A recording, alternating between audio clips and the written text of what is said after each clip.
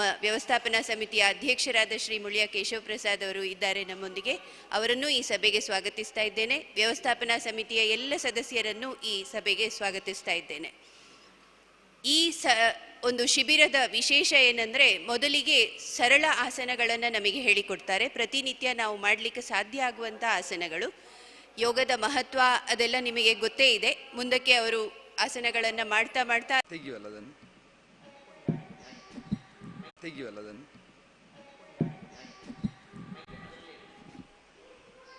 ಇರಲಿ, ಅದರಲ್ಲಿ ಸ್ವಲ್ಪ ಅಡ್ಡ ಯೋಗ ಮಂತ್ರ ಅಂತ ಹೇಳಿಬಿಟ್ರೆ ಒಳ್ಳೆಯದು. ಯೋಗ ಮಂತ್ರ ಹೇಳ್ತಾರೆ ಅಂತ ಹೇಳಿ.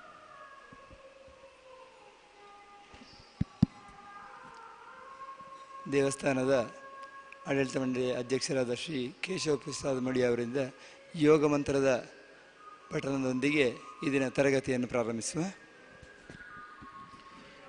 ಎಲ್ಲರೂ ಒಟ್ಟಿಗೆ ಹೇಳುವ.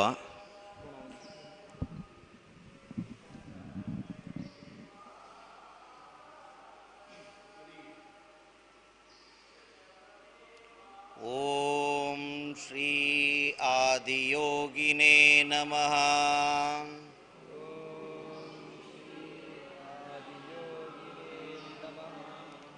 ಓಂ ಶ್ರೀ ಮಹಾಲಿಂಗೇಶ್ವರಾಯ ನಮಃ.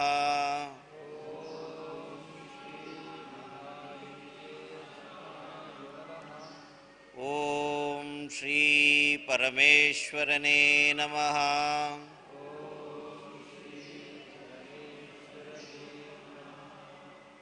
ನಾನು ಮಂತ್ರ ಹೇಳ್ತೇನೆ, ಮತ್ತೆ ಪುನಃ ರಿಪೀಟ್ ಮಾಡೋ.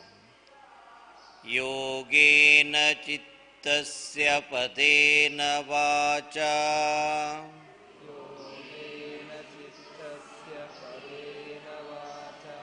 ಮಲಂ ಶರೀರಸ್ಯ ಚ ವೈದ್ಯಕೇನ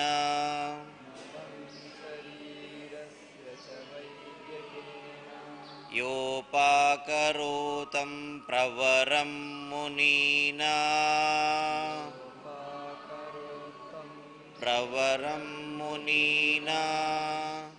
ಪತಂಜಲಿಂ ಪ್ರಾಂಜಲಿಂ ರಾನತೋಸ್ಮಿ.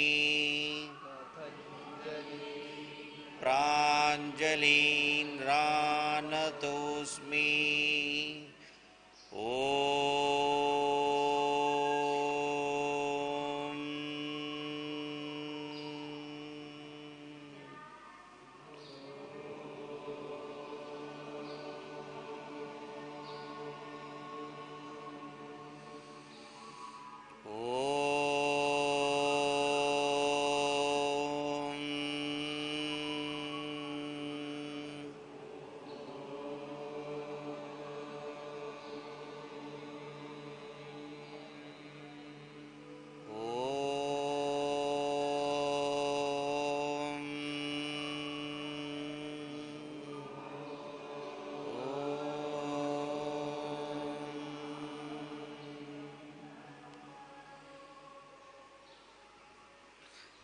ಯೋಗ ಗುರುಗಳಾದ ಶ್ರೀ ಪ್ರಸಾದ್ ಪಾಣಾಜಿಯವರು ಹಾಗೂ ಗಿರೀಶ್ ಮಳಿಯವರು ಈ ಒಂದು ಆದಿಯೋಗಿಯ ಮಹಾದೇವನ ಆಲಯದಲ್ಲಿ ನಮಗೆ ವಿಶೇಷವಾಗಿ ಇವತ್ತು, ಅಂದರೆ ಯಾವಾಗಲೂ ಯೋಗ ನಾವು ಮಾಡುವಂಥದ್ದು ಬಹಳ ಕಡೆಗಳಲ್ಲಿ, ಬೇರೆ ಬೇರೆ ಕಡೆಗಳಲ್ಲಿ ಯೋಗ ಮಾಡ್ತೇವೆ.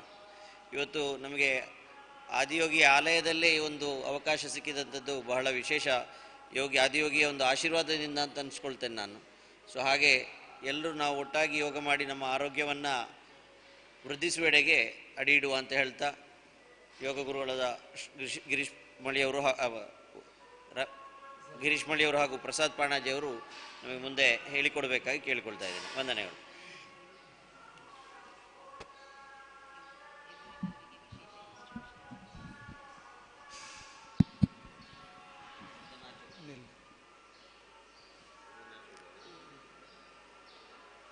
ಯೋಗ ತರಗತಿಗೆ ಬಂದವರಿಗೆಲ್ಲರೂ ಸಹ ಸ್ವಾಗತ. ಇವತ್ತು ಅತ್ಯಂತ ಸರಳವಾದ ಆಸನಗಳನ್ನು ಮಾತ್ರ ಹೇಳ್ಕೊಡ್ತೇವೆ. ಅದರಲ್ಲಿ ಸಹ ನೀವು ಮಾಡುವಾಗ ನಿಮಗೆ ಎಷ್ಟು ಸಾಧ್ಯ ಆಗ್ತದೆ ಅದನ್ನು ಮಾತ್ರ ಮಾಡಿ. ಗುರುಗಳು ಹೇಳ್ತಾ ಇರೋದನ್ನು ಹೆಚ್ಚು ಒತ್ತಡ ಹಾಕಿ ಬಲಪ್ರಯೋಗ ಮಾಡಿ ನಿಮಗೆ ಆಗದ್ದನ್ನು ಖಂಡಿತವಾಗಿಯೂ ನಾವು ಮಾಡ್ತೇವೆ ಅಂತೇಳಿ ನೀವು ಮಾಡುವಂಥದ್ದು ಬೇಡ. ನಿಧಾನವಾಗಿ ಅಭ್ಯಾಸ ಆಗ್ತದೆ. ತರಗತಿಗಳು 14 ದಿವಸ ಇರುವ ಕಾರಣ ನಮಗೆ ನಿಧಾನವಾಗಿ ಅಭ್ಯಾಸ ಮಾಡಿಕೊಳ್ಳಲಿಕ್ಕೆ ಖಂಡಿತವಾಗಿಯೂ ಸಾಧ್ಯ ಇದೆ. ಮೊದಲು 2-3 ದಿವಸ ನೀವು ಹಠದಿಂದ ಮಾಡುವಂಥದ್ದು ಖಂಡಿತ ಬೇಡ. ಫಾಲೋ ಮಾಡ್ತಾ ಇರಿ. ಧನ್ಯವಾದಗಳು.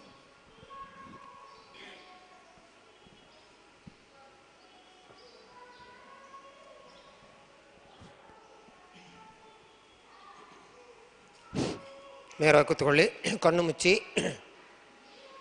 ಕೈ ಪ್ರಣಾಮ ಸ್ಥಿತಿಯಲ್ಲಿ 3 ಓಂಕಾರ ನಾನು ಹೇಳಿದ ನಂತರ ಹೇಳಿ.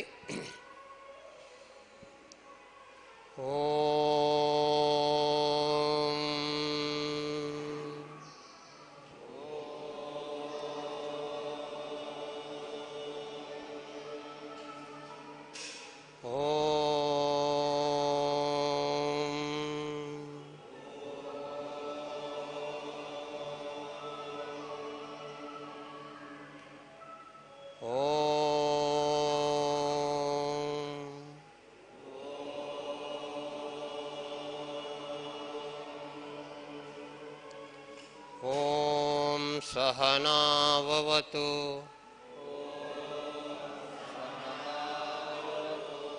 सहनौ भुनक्तु सह वीर्यं करवावहै तेजस्विनावधीतमस्तु मा विद्विषावहै। ओम शांति शांति शांति।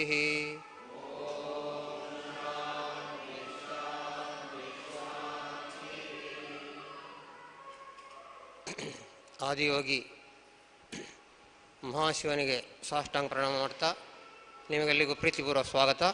ನಿಧಾನವಾಗಿ ಎದ್ದಿನೆತ್ತುಕೊಳ್ಳಿ.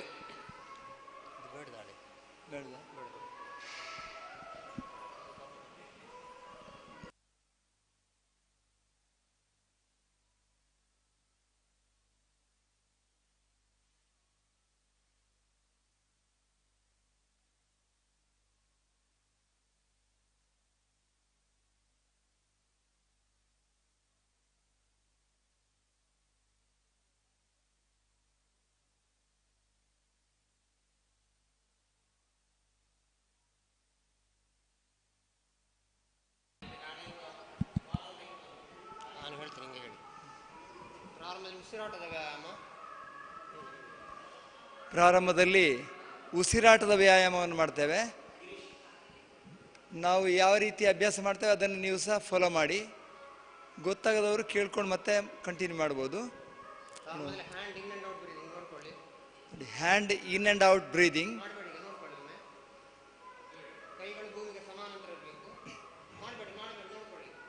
ಕೈಗಳು ಭೂಮಿಗೆ ಸಮಾನಾಂತರವಾಗಿ ಇಟ್ಕೊಳ್ಳಿ.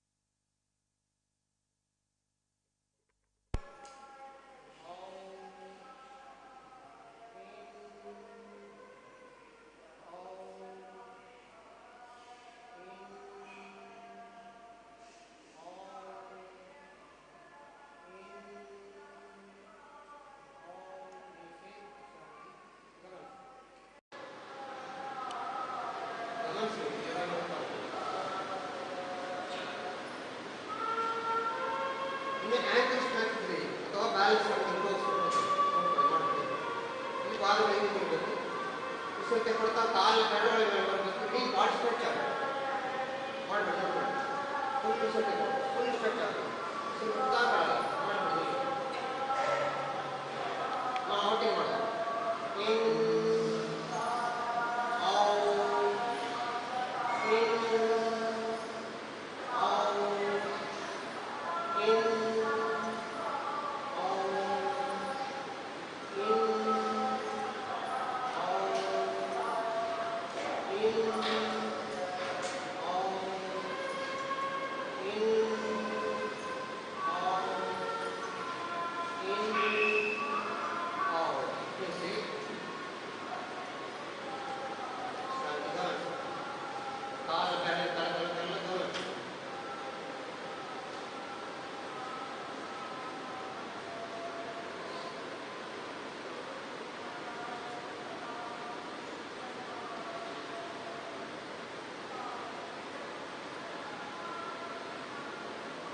ಕ್ಲಾಪ್ ನೋಡ್ಬೇಡಿ, ಮಾಡಬೇಡಿ. ಆಮೇಲೆ 9 ಈ ಥರ ಆಗುತ್ತೆ. ಆಮೇಲೆ ತಿಂದರೆ ಇಲ್ಲಿ ಮೇಲಿಗೆ ಹಿಂಗೆ ಮಾಡೋದು, ಒಟ್ಟಿಗೆ ಮಾಡೋದು.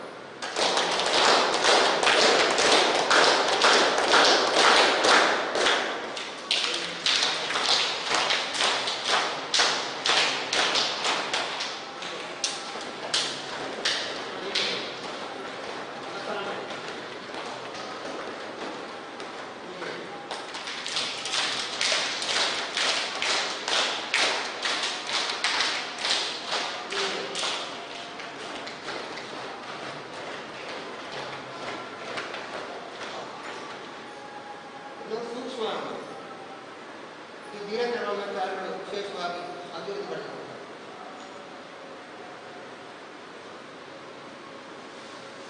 ಕಾಲಿನ ಬೆರಳಿಂದ ಕೈ ಬೆರಳಿಂದ ಕಾಲಿನ ಬೆರಳಿಂದ ಹಾಕಿ ಇದು ಬಹಳ ಸೂಕ್ಷ್ಮ ಕಾರ್ಯ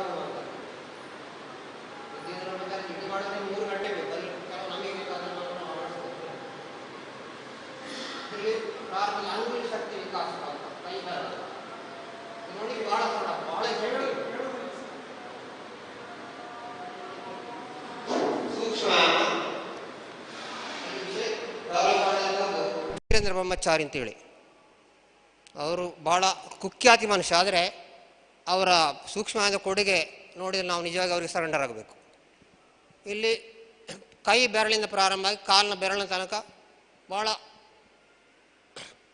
ವ್ಯವಸ್ಥಿತವಾಗಿ ಅದನ್ನು ಡೆವಲಪ್ ಮಾಡಿದ್ದಾರೆ. ಪ್ರಾರಂಭದಲ್ಲಿ ಅಂಗುಲಿ ಶಕ್ತಿ ವಿಕಾಸಕ ಅಂತೇಳಿ ಕೈ ಬೆರಳುಗಳಿಗೆ, ಇದು ಹೆಬ್ಬೆರಳು ಒಳಗಿಡಬೇಕು, ಫುಲ್ ಈ ರೀತಿ ಮಾಡುವಂಥದ್ದು.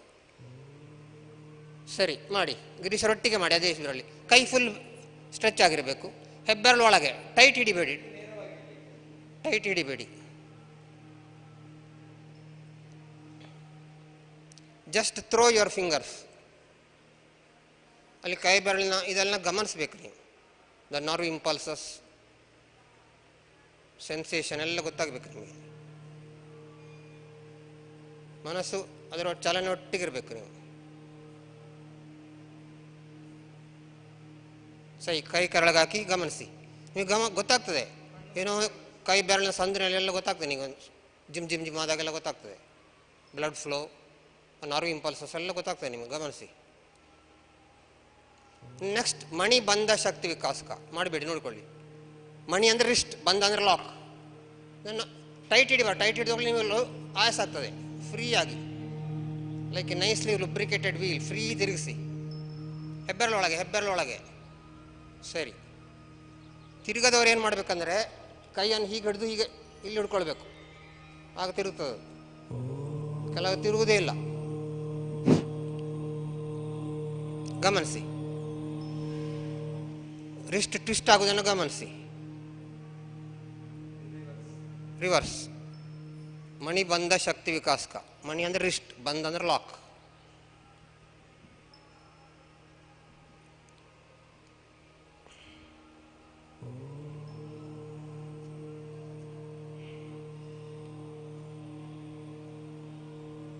ಸರಿ, ನಿಲ್ಲಿಸಿ, ಗಮನಿಸಿ. ಕೈ ಕೆಳಗೆ ಬಿಡಿ, ಕಣ್ಣು ಮುಚ್ಚಿ ಗಮನಿಸಿ.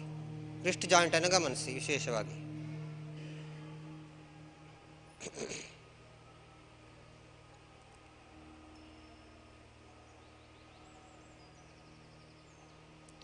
ಇನ್ನು ಕಪೋನಿ ಶಕ್ತಿ ವಿಕಾಸ ನೋಡ್ಕೊಳ್ಳಿ, ಗಿರೀಶ್ವರ್ ಮಾಡ್ತಾರೆ.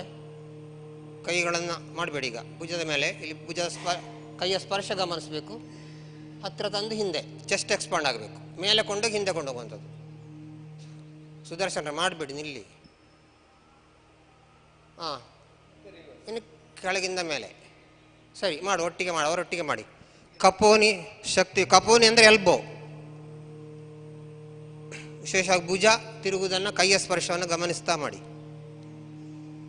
ಮೇಲೆ ತಗೊಳ್ಳೋದು, ಹಿಂದೆ ತಗೊಳ್ಳಿ. ಚೆಸ್ಟ್ ಎಕ್ಸ್ಪಾಂಡ್ ಆಗಬೇಕು.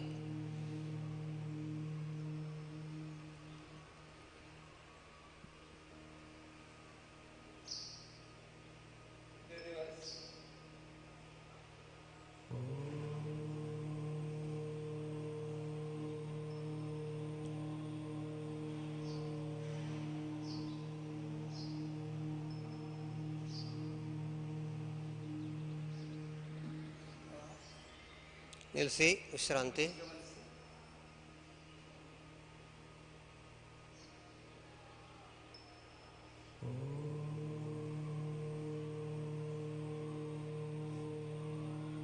ಇನ್ನು ಪಾದಗಳು ಸ್ವಲ್ಪ ದೂರ ಇಟ್ಟು ನೋಡ್ಕೊಳ್ಳಿ, ಮಾಡಬೇಡಿ. ಸ್ವಲ್ಪ ತುಂಬ ದೂರ ಇಡೋದು ಬೇಡ, ಒಂದು ಅರ್ಧ ಗೇಣು. ಆಮೇಲೆ ಕೈ ಬೆರಳುಗಳು ಒಟ್ಟಿಗೆ ಇರಬೇಕು. ಹೀಗಲ್ಲ, ಹೀಗೆ ಸಪೋರ್ಟ್ ಕೊಡೋದಲ್ಲ, ಹೀಗೆ ಒಟ್ಟಿಗೆ ಇಡೋದು. ಹೀಗೆ ಒಟ್ಟಿಗಿಟ್ಟು ಸೊಂಟದ ಮೃದುವಾದ ಭಾಗವನ್ನು ಹಿಡ್ಕೊಂಡು ಸೊಂಟವನ್ನು ತಿರುಗಿಸೋದು. ಹಾಗೆ. ಸರಿ, ಡಿಸ್ಕಿಗೆ ಅಂತ ಆಗೋದಿಲ್ಲ. ಸರಿ, ತಿರುಗಿಸ್ಬೇಕದು. ಶರೀರ ನೇರ ಇರಬೇಕು.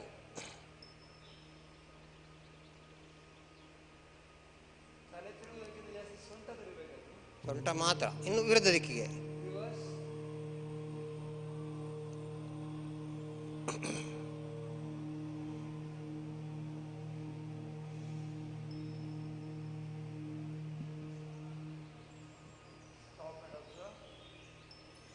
ಗಮನಿಸಿ ಸೊಂಟವನ್ನು, ವಿಶೇಷವಾಗಿ ಸೊಂಟವನ್ನು ಗಮನಿಸಿ. ಇಲ್ಲೇನೋ ಗೊತ್ತಾಗ್ತದೆ ಚೇಂಜ್.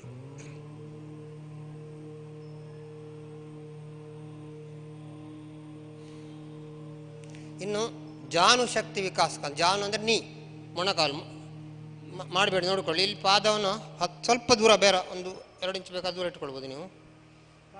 ಆಮೇಲೆ ಅಂಗೈಯನ್ನು ನೀ ಕ್ಯಾಪಿನ ಮೇಲೆ ಇಟ್ಕೊಳ್ಬೇಕು. ಈ ರೀತಿ ನೇರ ಮಾಡೋದು, ಬಗ್ಗಿಸೋದು, ನೇರ ಮಾಡೋದು, ಬಗ್ಗಿಸೋದು, ನೇರ ಮಾಡೋದು. ಕೆಲವರು ಹೀಗೆ ಮಾಡ್ತಾರೆ, ಹಾಗೆ ಮಾಡೋದಲ್ಲ. ಇದನ್ನು ಮುಂದೆ ಮಾಡಬೇಕಾದ್ರು. ಈಗ ಇಲ್ಲಿಂದ ಬಗ್ಗಬಾರ್ದು. ಕೈ ಅಲ್ಲೇ ಇರಬೇಕು, ಕೈ ತೆಗೆಯುವಾಗಿಲ್ಲ ನೀವು.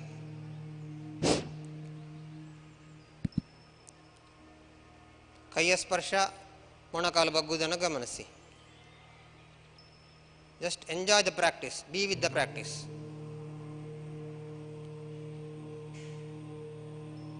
ಇನ್ನು ಕಾಲುಗಳನ್ನು ಒಂದು ಗೇಣು ದೂರ ಇಟ್ಕೊಳ್ಳಿ.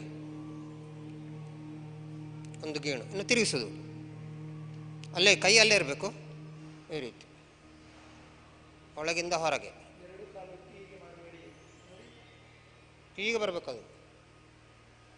ಪಾದ ಸ್ವಲ್ಪ ಹೀಗೆ ಟ್ವಿಸ್ಟ್ ಆಗಬೇಕದು, ತಿರುಗಬೇಕದು.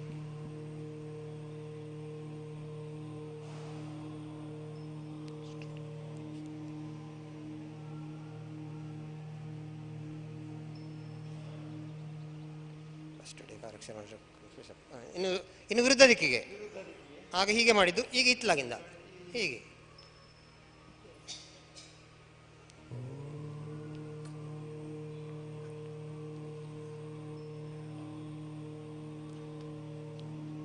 ಸರಿ, ಸಾಕು, ಬಡಿಸ್ತಾರೆ. ಅದು ನಾಳೆ ಇದರ ಕರೆಕ್ಷನ್ ಮಾಡುವ ಮೇಲೆ ಆಗೋದಿಲ್ಲ.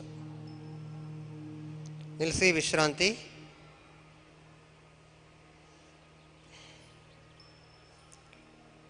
ನಿಮಗೊಂದು ಪ್ರಶ್ನೆ ಹೇಳ್ಬೋದು, ಇದೆಲ್ಲ ಯಾಕೆ ಮಾಡೋದು? ಡೈರೆಕ್ಟ್ ಸೂರ್ಯ ನಮಸ್ಕಾರ, ಯೋಗಾಸನ ಮಾಡಬಾರ್ದು ಅಂತ. ಡೈರೆಕ್ಟ್ ಮಾಡಿದರೆ ನಿಮಗೆ ಸರಿಯಾಗಿ ವ್ಯಾಯಾಮ ಇಲ್ಲದಿದ್ದರೆ ವಿಪರೀತ ನೋವು ಬರ್ತದೆ. ಇನ್ನು ಸ್ವಲ್ಪ ಲೂಸನಿಂಗ್ ಎಕ್ಸಸೈಸ್ ಮಾಡುವ. ಶಿಥಿಲೀಕರಣ ವ್ಯಾಯಾಮ. ಪ್ರಾರಂಭದಲ್ಲಿ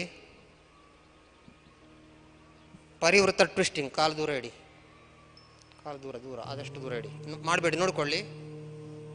ಇಲ್ಲಿ ಬಲಗೈ ಎಡಬದಿಗೆ ಬರಬೇಕು. ಸಾದ್ರೆ ಇಲ್ಲಿ ಸರಿ ಕೆಳಗೆ ಟಚ್ ಆಗಬೇಕು ಫುಲ್. ಕಣ್ಣು ಎಡಗೈ ನೋಡಬೇಕು, ವಿರುದ್ಧ ದಿಕ್ಕಿಗೆ. ತುಂಬ ಬೆನ್ನು ನೋವಿದ್ದವರು ಮಾಡಬೇಡಿ ಇದನ್ನು. ಸರಿ, ಅಥವಾ ಹಾರ್ಟ್ ಪೇಷಂಟ್ ಇದ್ದರೆ ಮಾಡಬೇಡಿ. ಸರಿ, ಮಾಡುವ. ಎರಡೂ ಬದಿಗೆ ಉಸಿರು ಬಿಡಬೇಕು. ಪರಿವೃತ್ತ ಟ್ವಿಸ್ಟಿಂಗ್, ಎರಡೂ ಬದಿಗೆ ಉಸಿರು ಬಿಡಬೇಕು. ಅದೇ ನೀವು ಯೋಗಾಸನ ಮಾಡ್ಬೇಕಾದ್ರೆ ಇಷ್ಟಿಷ್ಟು ಗ್ಯಾಪ್ ಇಡಬೇಕು, ಒಬ್ಬರ ಕೈ ಒಬ್ಬರಿಗೆ ತಾಗಬಾರ್ದು. ಕಣ್ಣು ನಿಮ್ಮ ಟ್ವಿಸ್ಟ್ ಆಗೋ ಕೈಯನ್ನು ನೋಡಬೇಕು. ಸರಿ, ಮಾಡಿ ಮಾಡಿ ಮಾಡಿ. ಎರಡು ಬದಿಗೆ ಉಸಿರು ಬಿಡಿ, ಬ್ರೀದ್ ಔಟ್. ಅದು ತೊಂದರೆ ಇಲ್ಲ, ಯಾವ ಬದಿಯೂ ಆಗ್ಬೋದು.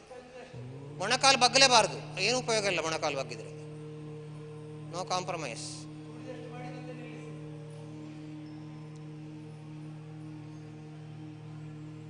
ಸರಿ ಅಭ್ಯಾಸ ಆಗೋ, ಅದು ಸರಿ ನೆಲಕ್ಕೆ ಮುಟ್ಟಬೇಕು ಅದು ಕೈ.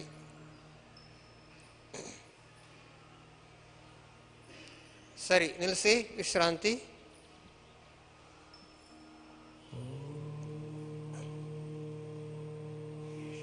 ಗಮನಿಸಿ, ವಿಶ್ರಾಂತಿ. ಇನ್ನು ಸೈಡ್ ಬೆಂಡಿಂಗ್ ಇದು ಯಾರು ಮಾಡ್ಬೋದು, ಏನು ತೊಂದರೆ ಇಲ್ಲ. ನೋಡ್ಕೊಳ್ಳಿ ನೋಡ್ಕೊಳ್ಳಿ, ಅದು ಕಾಲು ದೂರ ಇಟ್ಕೊಳ್ಳಿ, ತ್ರಿಕೋನಾಸನದಲ್ಲಿ ಬಗ್ಗಿದಾಗಿ. ಸೈಡಿಗೆ ಬಗ್ಗು. ಅದಕ್ಕೆ ನೀವು ಪಾದೊಟ್ಟಿ ಹೀಗೆ ಹೋಗಿ, ಇಲ್ಲಂದರೆ ಎದುರು ಬಗ್ತದೆ. ಅದಕ್ಕೆ ಸ್ವಲ್ಪ ಹಿಂದೆ ತಗೊಂಡು ಬಗ್ಗಬೇಕು, ಎದುರು ಬಗ್ಗಬಾರ್ದು. ಇಲ್ಲಿ ಕೈ ವಿರುದ್ಧ ದಿಕ್ಕಿಗೆ ಹೋಗ್ಕೊಂಡು ಹೋಗ್ಬೇಕು. ಎರಡು ಬದಿಗೆ ಬ್ರೀದ್ ಔಟ್. ಬದಿಗೆ ಬಗ್ಗೋ, ನಿಮ್ಮ ಚೆಸ್ಟ್ ಎಕ್ಸ್ಪಾಂಡ್ ಆಗಬಾರ್ದು. ಶ್ವಾಸಕ್ಕೂ ಸರಿ ಮಾಡಿ. ಎರಡು ಬದಿಗೆ ಉಸಿರು ಬಿಡಿ, ಬ್ರೀದ್ ಔಟ್.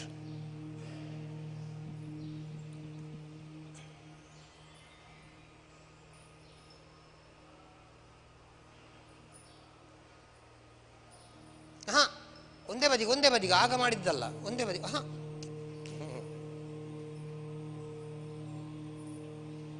ಆಗಲ್ಲ ಆಗಲ್ಲ, ಸರಿ ಮಾಡಿ. ಸೈಡಿಗೆ ಮಾತ್ರ.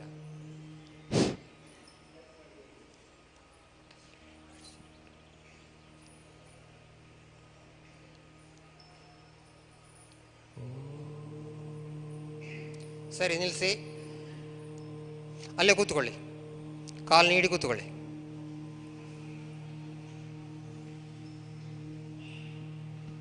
ಕೈ ಹಿಂದೆ ಇಡಿ, ಕೈ ತುಂಬ ಹಿಂದೆ ಇಡಬೇಡಿ. ಕೈಗಳು ತಿರುಗಿಸಿ ಈ ಥರ ಇಡಬೇಕು. ಕಣ್ಣು ಮುಚ್ಚಿ ಗಮನಿಸಿ ನಿಮ್ಮ ಉಸಿರನ್ನು. ಕಾಲಿನ ಬೆರಳಿನಿಂದ ತಲೆ ತನಕ ಎಲ್ಲ ಬದಲಾವಣೆಗಳನ್ನು ಗಮನಿಸಿ, ಸೂಕ್ಷ್ಮವಾಗಿ ಗಮನಿಸಿ. ಕೈ ತುಂಬ ಹಿಂದೆ ಇಟ್ಟರೆ ಭಾಳ ಬೀಳ್ತದೆ ಜಾಸ್ತಿ, ಸ್ವಲ್ಪ ಎದುರು ಇಟ್ಕೊಳ್ಬೇಕು ನೀವು. ಹೀಗೆ ಎಲ್ಲ ಗಮನಿಸಿ.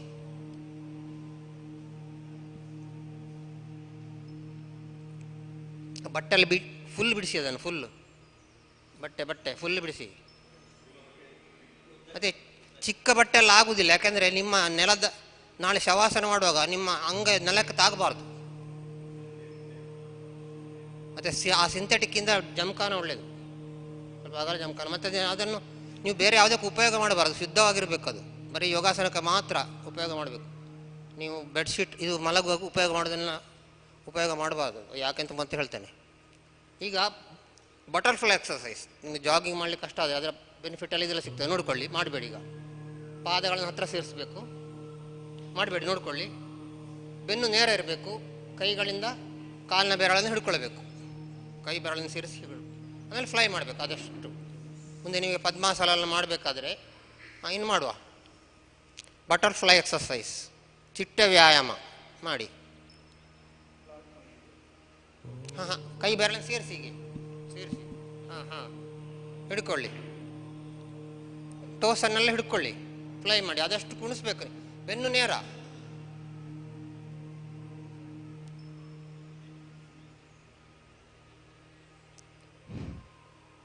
ಬೆನ್ನು ನೇರ ಇಟ್ಕೊಳ್ಳಿ. ಸರಿ. ಇನ್ನು ಎಡಗಾಲನ್ನು ಬಿಡಿ, ಎಡಗಾಲನ್ನು ಫುಲ್ ಬಿಡಿ, ಎಡಗಾಲನ್ನು ಬಿಡಿ. ಬಲಪಾದ ಆ್ಯಂಕಲ್ ಜಾಯಿಂಟನ್ನು ಬಲಗೈಯಿಂದ ಹಿಡ್ಕೊಳ್ಳಿ, ಎಡಗೈಯಿಂದ ತಿರುಗಿಸಿ. ಬಲಗೈಯಿಂದ ಹೀಗೆ ಹಿಡ್ಕೊಳ್ಬೇಕು ಒಳಗಿಂದ. ಹಾಂ, ಸರಿ. ಹಾಂ, ತಿರುಗಿಸಿ, ಅತ್ಲಾಗಿಂದ ಹಿಡ್ಕೊಳ್ಬೇಕು. ಸರಿ, ಕೈ ಸರಿ, ಕಾಲು ಸರಿ, ಒಳಗಿಂದ ಹಿಡ್ಕೊಳ್ಬೇಕು. ನೋಡಿ, ಅಡಿಯಿಂದ ಹಿಡ್ಕೊಳ್ಬೇಕು.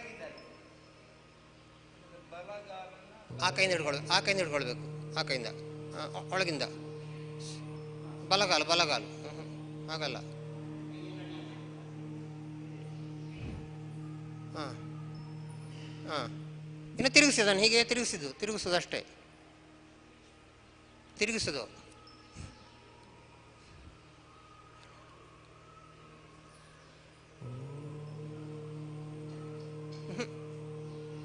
ಕೈಯಿಂದ ಹಿಡ್ಕೊಳ್ಬೇಕು. ಈ ಕೈ ಕೈ ಕೈ ಚೇಂಜ್ ಮಾಡಿ, ಕೈ ಚೇಂಜ್ ಮಾಡಿ. ಆ ಕೈಯಿಂದ ಹಿಡ್ಕೊಳ್ಳಿ, ಆ ಕೈಯಿಂದ ಒಳಗಿಂದ. ಹಾಂ ಸರಿ, ತಿರುಗಿಸಿ. ನೋಡಿ ಒಮ್ಮೆ.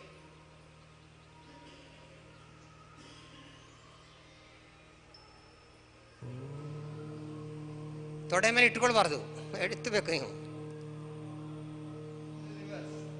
ಇನ್ನು ವಿರುದ್ಧ ದಿಕ್ಕಿಗೆ.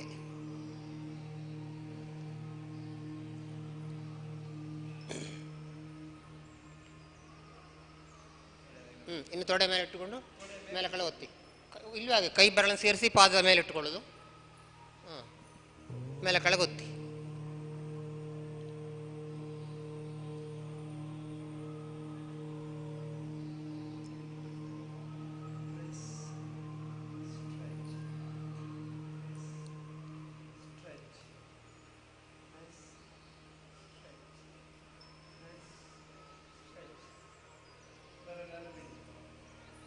ಎಡಗಾಲ ಅದೇ ರೀತಿ ಎಡಗೈಯಿಂದ ಹಿಡ್ಕೊಂಡು ಬಲಗೈಯಿಂದ ತಿರುಗಿಸೋದು ಅಷ್ಟೇ.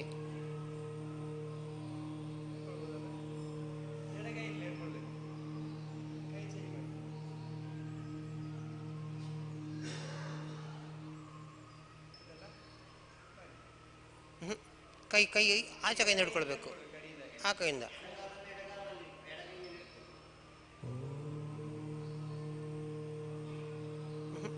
ಕೈ ಚೇಂಜ್ ಮಾಡಿ, ಆಚೆ ಕೈಯಿಂದ ಹಿಡ್ಕೊಳ್ಬೇಕು. ಎಡಗೈಯಿಂದ ಹಿಡ್ಕೊಂಡು ಬಲಗೈಯಿಂದ ತಿರುಗಿಸಿ.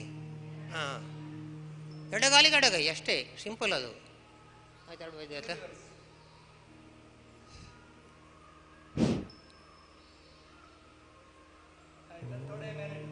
ಮೇಲೆ ಕೆಳಗೊತ್ತಿ.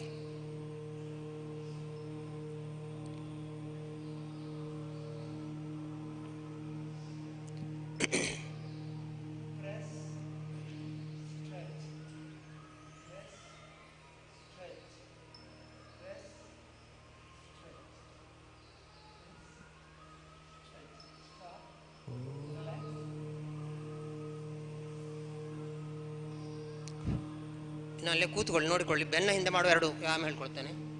Single leg lifting, double leg lifting.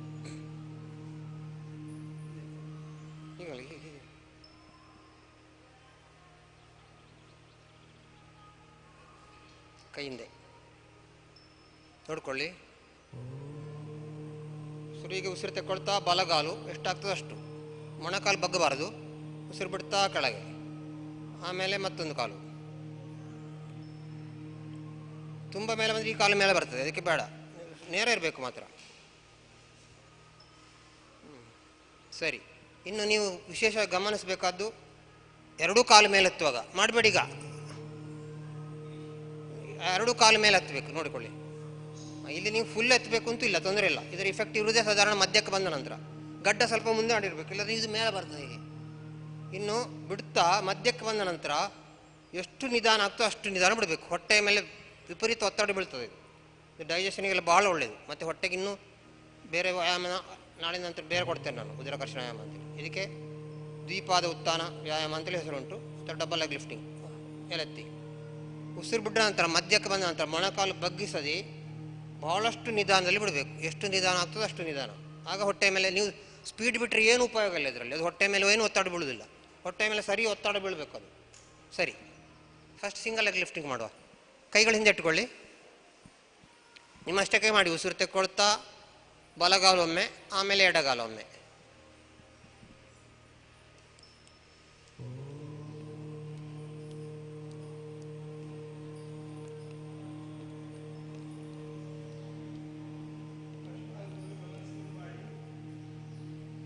ಮೊಣಕಾಲು ಬಗ್ಗಬಾರ್ದು ಅಷ್ಟೇ, ಕೈಗಳು ಫುಲ್ ಹಿಂದೆ.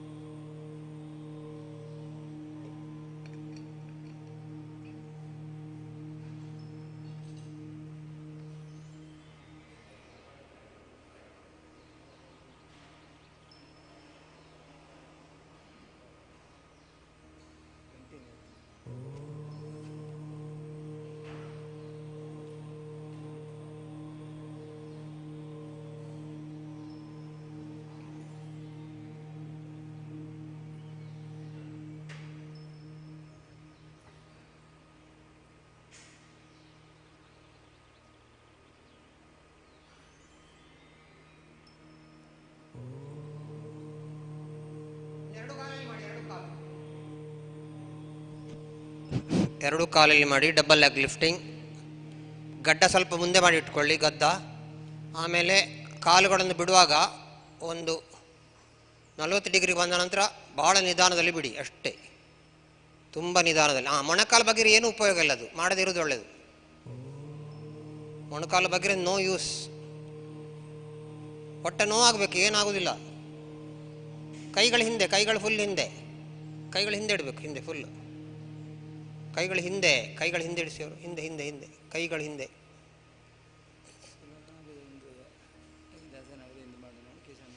ನಾಳೆಯಿಂದಲೇ ಸರಿ ಆಗ್ತದೆ ಹಿಂದಾಗ.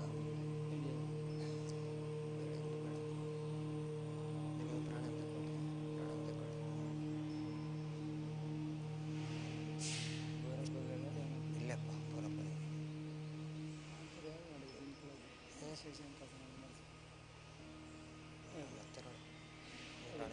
ಟೈಮ್ ಹಿಕ್ಕಿ ನೋಡಿ, ಟೈಮ್ ಹಿಕ್ಕಿ ನೋಡಿ, ಪ್ರಾಣ ಸರಿ ನಿಲ್ಲಿಸಿ. ಈಗ ಗಿರೀಶರು ಶವಾಸನ ತಗೊಳ್ತಾರೆ.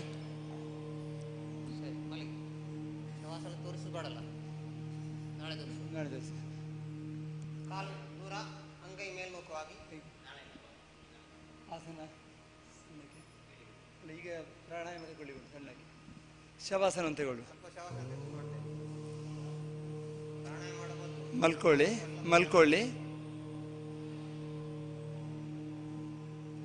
ಕೈ ಕಾಲುಗಳನ್ನು ಪಕ್ಕಕ್ಕೆ ಸರಿಸಿ ದೂರ ಇಟ್ಕೊಳ್ಳಿ. ಅಂಗೈಗಳು ಮೇಲ್ಮುಖವಾಗಿರಲಿ. ಮೈ ಮನಸ್ಸಿನಲ್ಲಿ ಯಾವುದೇ ಒತ್ತಡ ಇಲ್ಲ.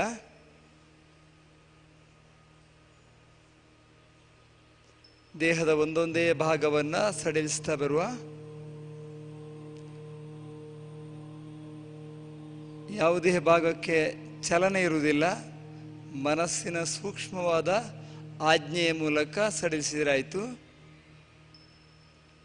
ನಿಮ್ಮ ಕಾಲಿನ ಬೆರಳುಗಳನ್ನು ಸಡಿಲಿಸಿ ಆ ಭಾಗಕ್ಕೆ ಪೂರ್ಣ ವಿಶ್ರಾಂತಿಯನ್ನು ಕೊಡಿ, ಅಲುಗಾಡಿಸಬೇಡಿ. ಮನಸ್ಸಿನಿಂದ ಆಜ್ಞೆ ಮಾತ್ರ. ಮೀನಖಂಡದ ಸ್ನಾಯುಗಳನ್ನು ಸಡಿಲಿಸಿ ಆ ಭಾಗಕ್ಕೆ ಪೂರ್ಣ ವಿಶ್ರಾಂತಿಯನ್ನು ಕೊಡಿ.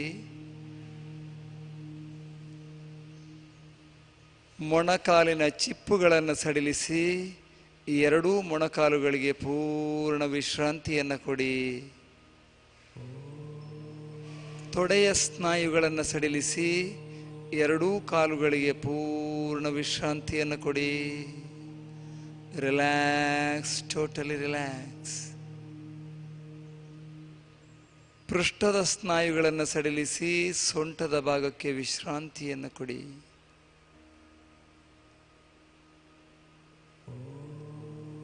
ಮನಸ್ಸನ್ನು ಹೊಟ್ಟೆಯ ಮೇಲೆ ಗಮನಿಸಿ. ಹೊಟ್ಟೆಯ ಸ್ನಾಯುಗಳು ಮೇಲಕ್ಕೂ ಕೆಳಕ್ಕೂ ಹೋಗುವುದನ್ನು ಗಮನಿಸ್ತಾ ಇರಿ. ದೀರ್ಘ ಶ್ವಾಸ ತಗೊಳ್ಳುವ, ಆಕಾರ ಹೇಳುವ ಎಲ್ಲರ ಜೊತೆಯಲ್ಲಿ ದೀರ್ಘ ಶ್ವಾಸ.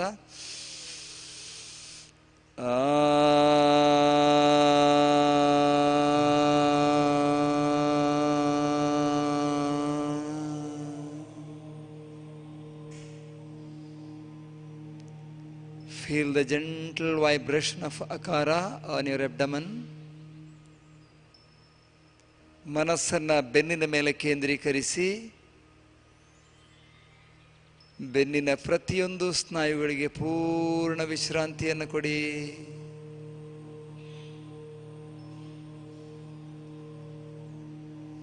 Relax, completely relax. ವಿಶ್ರಾಂತಿ, ಸಂಪೂರ್ಣ ವಿಶ್ರಾಂತಿ. ಈಗ ನಿಮ್ಮ ಮನಸ್ಸನ್ನು ಎದೆ ಮೇಲೆ ಕೇಂದ್ರೀಕರಿಸಿ ಎದೆ ಬಡಿತವನ್ನು ಗಮನಿಸಿ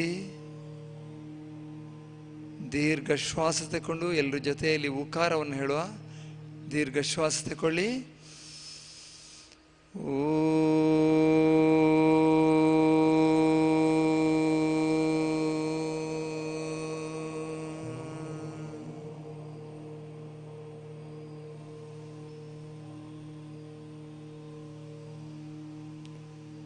ಈಗ ನಿಮ್ಮ ಮನಸ್ಸನ್ನು ಅಂತರ್ಮುಖಿಯಾಗಿಸಿ ಹೃದಯದ ಸ್ನಾಯುಗಳನ್ನು ಸಡಿಲಿಸಿ ಹೃದಯಕ್ಕೆ ಪೂರ್ಣ ವಿಶ್ರಾಂತಿಯನ್ನು ಕೊಡಿ. ಅತ್ಯಂತ ಬಲಿಷ್ಠವಾದ ಆರೋಗ್ಯವಂತವಾದ ಹೃದಯ ನಿಮ್ಮದು.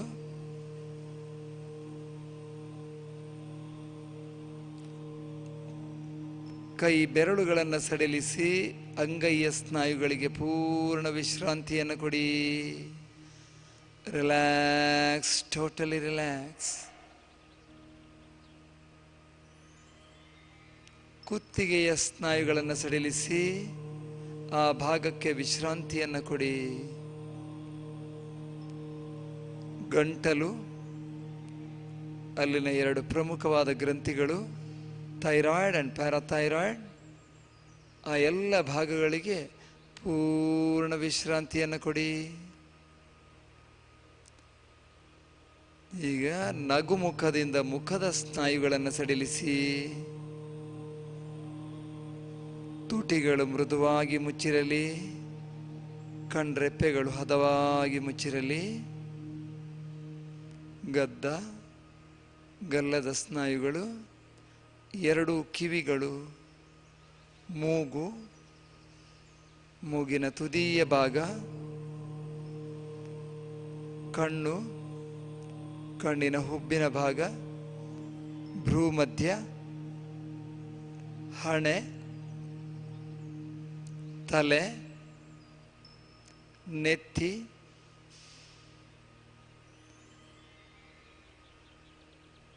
ಈಗ ದೀರ್ಘ ಶ್ವಾಸ ತಗೊಂಡು ಎಲ್ಲರ ಜೊತೆಯಲ್ಲಿ ಓಂಕಾರವನ್ನು ಜಪಿಸುವ. ದೀರ್ಘ ಶ್ವಾಸ ತಗೊಳ್ಳಿ. ಓ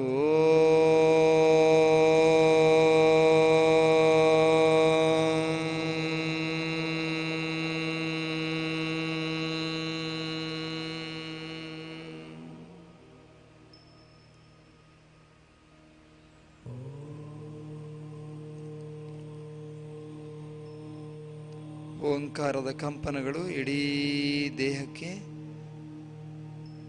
ಆನಂದವನ್ನು ನೀಡಿದೆ, ಉಲ್ಲಾಸವನ್ನು ನೀಡಿದೆ.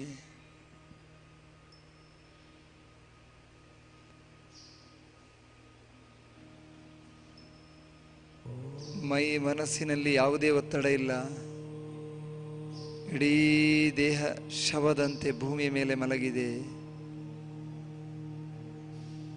ಮನಸ್ಸು ಆನಂದದಿಂದಿದೆ, ದೇಹ ಉಲ್ಲಾಸದಿಂದಿದೆ.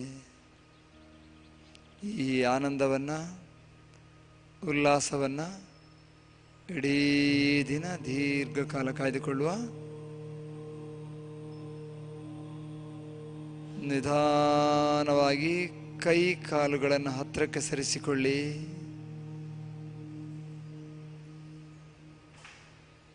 ಬಲಗೈಯನ್ನು ತಲೆಯ ಮೇಲಕ್ಕೆ ನೆಲಕ್ಕೆ ಸವರ್ತಾ ತಕೊಂಡು ಹೋಗಿ, ಎಡಗೈಯನ್ನು ಹೊಟ್ಟೆಯ ಮೇಲೆ ಇಟ್ಟುಕೊಳ್ಳಿ. ನಿಧಾನವಾಗಿ ಬಲಭಾಗಕ್ಕೆ ಹೊರಳಿ ಎಡಗೈಯ ಸಹಾಯದಿಂದ ನಿಧಾನವಾಗಿ ಎದ್ದು ಕೂತ್ಕೊಳ್ಳಿ. ಕಣ್ಣು ಮುಚ್ಚಿಯೇ ಇರಲಿ. Very very slowly.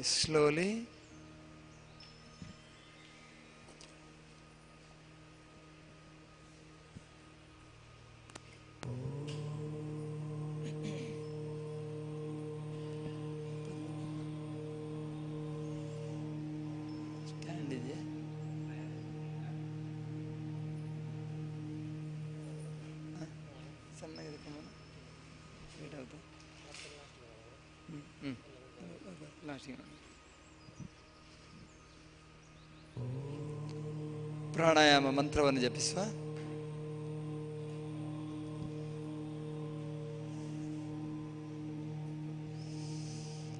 ಪ್ರಾಣಸ್ಯೇದಂ ವಶೇ ಸರ್ವಂ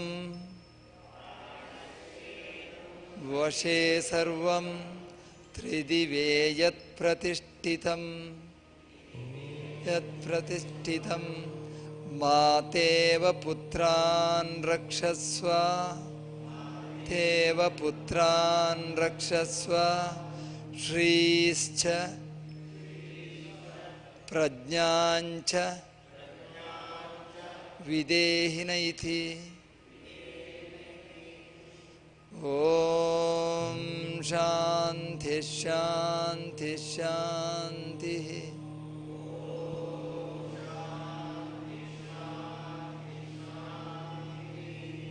ಭೂನಮನ ಮಾಡುವ.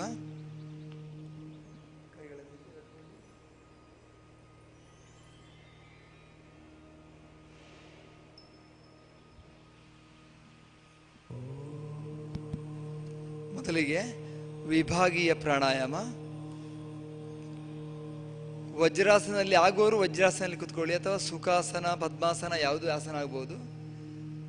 ನಿಮಗೆ ಯಾವ ರೀತಿ ಆಗ್ತದೆ ಆ ರೀತಿ ಕೂತ್ಕೊಳ್ಳಿ. ವಜ್ರಾಸನದಲ್ಲಿ ಕೂತ್ಕೊಳ್ಳಿ ಕಷ್ಟ ಆಗಿದ್ರೆ ಪುನಃ ನೀವು ಸುಖಾಸನಕ್ಕೆ ಹೋಗ್ಬೋದು. ಕನಿಷ್ಠ ವಿಭಾಗ ಪ್ರಾಣಾಯಾಮ ನೋಡ್ಕೊಳ್ಳಿ. ಎಲ್ಲಿ ಒತ್ತಡ ಇಲ್ಲ, ಆರಾಮವಾಗಿ ದೀರ್ಘ ಶ್ವಾಸ ತಗೊಳ್ಳಿ. ದೀರ್ಘ ಶ್ವಾಸ, ನಿಧಾನವಾಗಿ ಉಸಿರನ್ನು ಹೊರಕ್ಕೆ ಹಾಕುವಂಥದ್ದು. ಅದೇ ರೀತಿ ಪುನಃ ದೀರ್ಘ ಶ್ವಾಸ ತಗೊಳ್ಳುವಂಥದ್ದು. ಕೈ ಬೆರಳನ್ನು ಒತ್ತಡ ಹಾಕಿ ಹೊಟ್ಟೆ ಮೇಲೆ ಇಟ್ಕೊಳ್ಳೋದು ಬೇಡ, ಸಾಫ್ಟ್ ಆಗಿರಲಿ. ಬ್ಲಡ್ ಸರ್ಕ್ಯುಲೇಷನ್ಗೆ ತೊಂದರೆ ಆಗ್ತದೆ. ಹೊಟ್ಟೆಯ ಸ್ನಾಯುಗಳು ಮೇಲಕ್ಕೂ ಕೆಳಕ್ಕೂ ಹೋಗುವುದನ್ನು ಅಬ್ಸರ್ವ್ ಮಾಡಿ ಸೂಕ್ಷ್ಮವಾಗಿ ಗಮನಿಸಿ. ಈ ಹಂತದಲ್ಲಿ ಪ್ರಾಣಶಕ್ತಿಯು ನಿಮ್ಮ ದೇಹದ ಕೆಳಭಾಗದಲ್ಲಿ ಹರಿಯುವುದನ್ನು ನಿಧಾನವಾಗಿ ಗಮನಿಸಬಹುದು.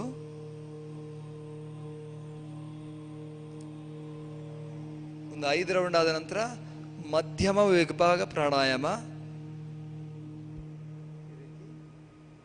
ಬೆರಳುಗಳು ಇಲ್ಲಿ ಇರಲಿ, ಇಲ್ಲಿ ಹೀಗೆ ಒತ್ತುವಂಥದ್ದು ಬೇಡ. ಜಸ್ಟ್ ಎದೆ ಮೇಲೆ ಈ ಬೆರಳು ಟಚ್ ಆಗಿಟ್ಕೊಳ್ಳಿ. ಜಸ್ಟ್ ಟಚಿಂಗ್ ಓನ್ಲಿ, ಎಲ್ಲಿ ಒತ್ತಡ ಹಾಕಬೇಡಿ. ದೀರ್ಘ ಶ್ವಾಸ ತಗೊಳ್ಳಿ. ಪುನಃ ಉಸಿರನ್ನು ನಿಧಾನವಾಗಿ ಹೊರಕ್ಕೆ ಹಾಕಿ ದೀರ್ಘ ಶ್ವಾಸ ತಗೊಳ್ಳಿ. ಅಗತ್ಯ ಇರೋರು ಚಾರನ್ ಬೇಕಿದ್ರೆ ಯೂಸ್ ಮಾಡ್ಬೋದು ಮುಂದಿನ ದಿನಗಳಲ್ಲಿ. ಕಣ್ಣು ಮುಚ್ಚಿ ಅಬ್ಸರ್ವ್ ಮಾಡ್ತಾ ಮಧ್ಯಮ ವಿಭಾಗ ಪ್ರಾಣಾಯಾಮ ಮುಂದುವರಿಸಿ 5 ರೌಂಡ್ಸ್ ಮಾಡಿ. ಬೆರಳುಗಳು ಆದಷ್ಟು ನೇರವಾಗಿದ್ದು, ಆ ನಂತರ 5 ರೌಂಡ್ ಆದ ನಂತರ ಕೈಗಳನ್ನು ಕೆಳಕ್ಕೆ ಹಾಕಿ. ವಜ್ರಾಸನ ಕಷ್ಟ ಆಗೋದಾದ್ರು ಪುನಃ ನೀವು ಸುಖಾಸನಕ್ಕೆ ಟರ್ನ್ ಮಾಡ್ಕೊಳ್ಳಿ. ಡೋಂಟ್ ವರಿ, ಒಮ್ಮೆಲೆ ಜಾಸ್ತಿ ಹೊತ್ತು ಕೂತ್ಕೊಳ್ಬೇಡಿ, ಆನಂತರ ಮಸಲ್ ಕ್ಯಾಚೆಲ್ಲ ಆಗ್ಬೋದು. ಇನ್ನು ಜ್ಯೇಷ್ಠ ವಿಭಾಗ ಪ್ರಾಣಾಯಾಮ ನೋಡ್ಕೊಳ್ಳಿ, ಹೇಳ್ಕೊಡ್ತೇನೆ.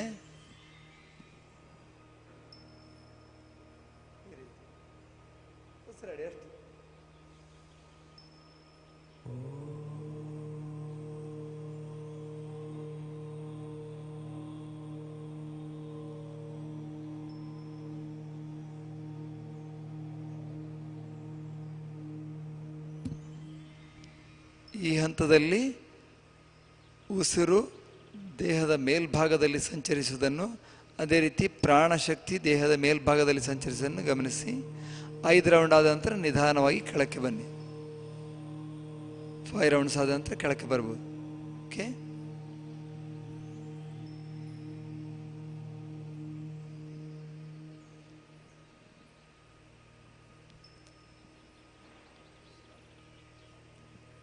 ಕಪಾಲಭಾತಿ, ನಾಡಿಶುದ್ಧಿ ಪ್ರಾಣಾಯಾಮ ಇದನ್ನೆಲ್ಲ ಮುಂದಿನ ತರಗತಿಗಳಿಗೆ ಹೇಳ್ಕೊಡುವ. ಇವತ್ತು just beginning only.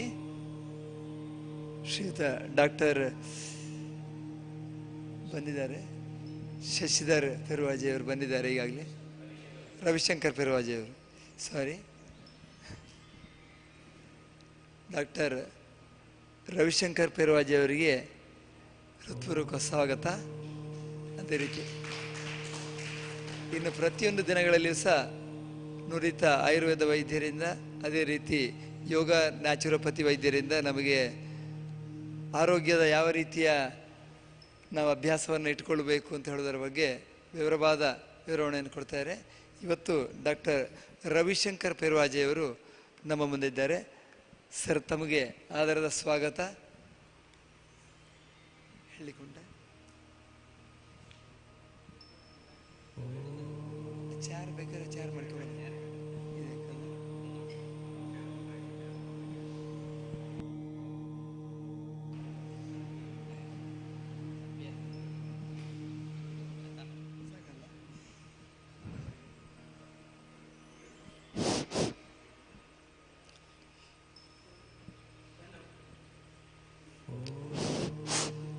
Low low ಬೇಡ ಕೈಯಲ್ಲಿ ಕೈಯಲ್ಲಿ ಬೇಡ ಬೇಡ ಸ್ಟ್ಯಾಂಡ್ ಬೇಡ.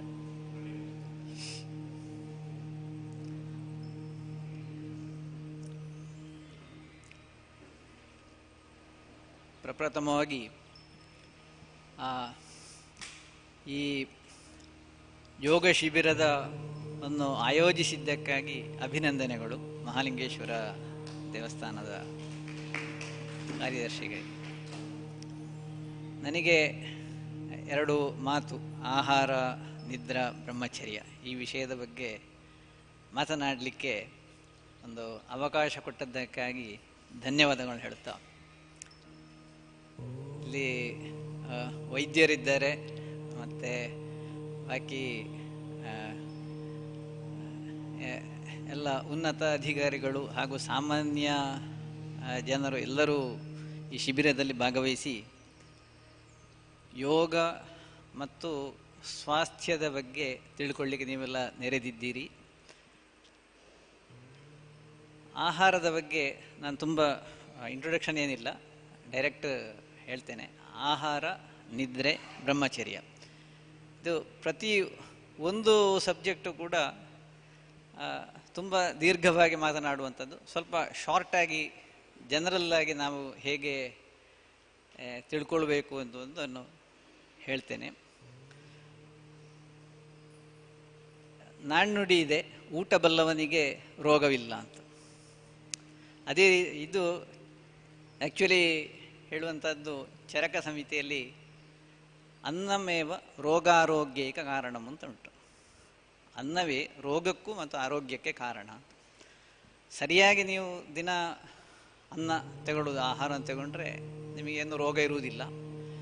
ರೋಗವನ್ನು ಸರಿಯಾಗಿ ತೆಗೆದುಕೊಳ್ಳದಿದ್ದರೆ ಆಗ ಖಂಡಿತವಾಗಿಯೂ ರೋಗ ಉತ್ಪತ್ತಿ ಮಾಡ್ಬೋದು. ಹಾಗಾದರೆ ಸರಿಯಾಗಿ ಅನ್ನವನ್ನು ತಗೊಳ್ಳುವುದು ಅಂದರೆ ಹೇಗೆ? ಈಗ ನಮ್ಮ ಶರೀರ ಅಂತ ಹೇಳಿದರೆ ಅದರಲ್ಲಿ 7 ಧಾತುಗಳುಂಟು. ಮಾಡಿದಂಥ ಒಂದು ಶರೀರ, ರಸ, ರಕ್ತ, ಮಾಂಸ, ಮೇದ, ಮಜ್ಜ, ಶುಕ್ರ ಅಂತ. ಇದರಲ್ಲಿ 3 ಇನ್ಲೆಟ್ಗಳು, 3 ಔಟ್ಲೆಟ್ಗಳು. ಶರೀರದಲ್ಲಿ ಉತ್ಪತ್ತಿಯಾದ ಮಲವನ್ನು ಹೊರಗೆ ಹೋಗಲಿಕ್ಕೆ 3 ಇದೆ. ಪುರೀಷ ಅಂದರೆ ಮಲ ಹೋಗುವಂಥದ್ದು, ಮೂತ್ರ ಮತ್ತು ಸ್ವೇದ ಅಂತ 3 ಮಲ. ಇದು ಔಟ್ಲೆಟ್ಗಳು, ನಾವು ಕಂಪ್ಲೀಟ್ ಆಗಿ ಹೋಗುದು. ಹಾಗೆ 3 ಇನ್ಲೆಟ್ ಉಂಟು. ಅದು ಪ್ರಾಣವಹ, ಉದಕವಹ ಮತ್ತು ಅನ್ನವಹ ಅಂತ. ಪ್ರಾಣವಹ ಅಂದರೆ ಪ್ರಾಣ ವಾಯುವನ್ನು ತಗೊಳ್ಳುವಂಥದ್ದು. ಅದಕ್ಕೆ ಈಗಾಗಲೇ ಯೋಗದಲ್ಲಿ ಅದನ್ನು ಹೇಗೆ ಆಯಾಮ ಮಾಡಬೇಕು ಅಂದರೆ ಪ್ರಾಣಾಯಾಮದಲ್ಲಿ ಹೇಳಿಕೊಡ್ತಾರೆ. ನಾವು ಯಾವ ರೀತಿ, ನಾವು ಯಾವಾಗಲೂ ಹುಟ್ಟಿನಿಂದ ಸಾಯುವಲ್ಲಿವರೆಗೂ ಪ್ರಾಣವಾಯು ಸಂಚಾರ ಆಗ್ತಾ ಇರ್ತದೆ, ನಮಗೆ ಗೊತ್ತೇ ಇರುವುದಿಲ್ಲ. ಅದು ನಾವು ನಮ್ಮ ಅನಿಸಿಕೆ ಇಲ್ಲದೆ ಅದು ಆಗ್ತಾ ಇರ್ತದೆ. ಅದನ್ನು ಹೇಗೆ ಆಯಾಮ ಮಾಡಿ ಅದರಿಂದ ಆರೋಗ್ಯವನ್ನು ಪಡೀಬೋದು ಅಂತ ಒಂದು ಪ್ರಾಣ. ಅದೇ ರೀತಿ ಅನ್ನ ಮತ್ತು ನೀರು, ಇದನ್ನು ಕೂಡ ನಾವು ನಿಯಮಿತವಾಗಿ ತೆಗೊಂಡ್ರೆ ನಾವು ಆರೋಗ್ಯವನ್ನು ಪಾಲಿಸ್ಬೋದು ಅಂತ. ಹಾಗೆ ನೀವು ಈ ಯೋಗ ಶಿಬಿರದಲ್ಲಿ ಇದು 3 ಇನ್ಲೆಟ್ಗಳು ಕೂಡ ಯಾವ ರೀತಿ ಅದನ್ನು ಆಯಾಮ ಮಾಡಬೇಕು ಅಂತ ಹೇಳುವಂಥದ್ದನ್ನು ನಾವು ತಿಳಿದಾಗ ಆಗ್ತದೆ.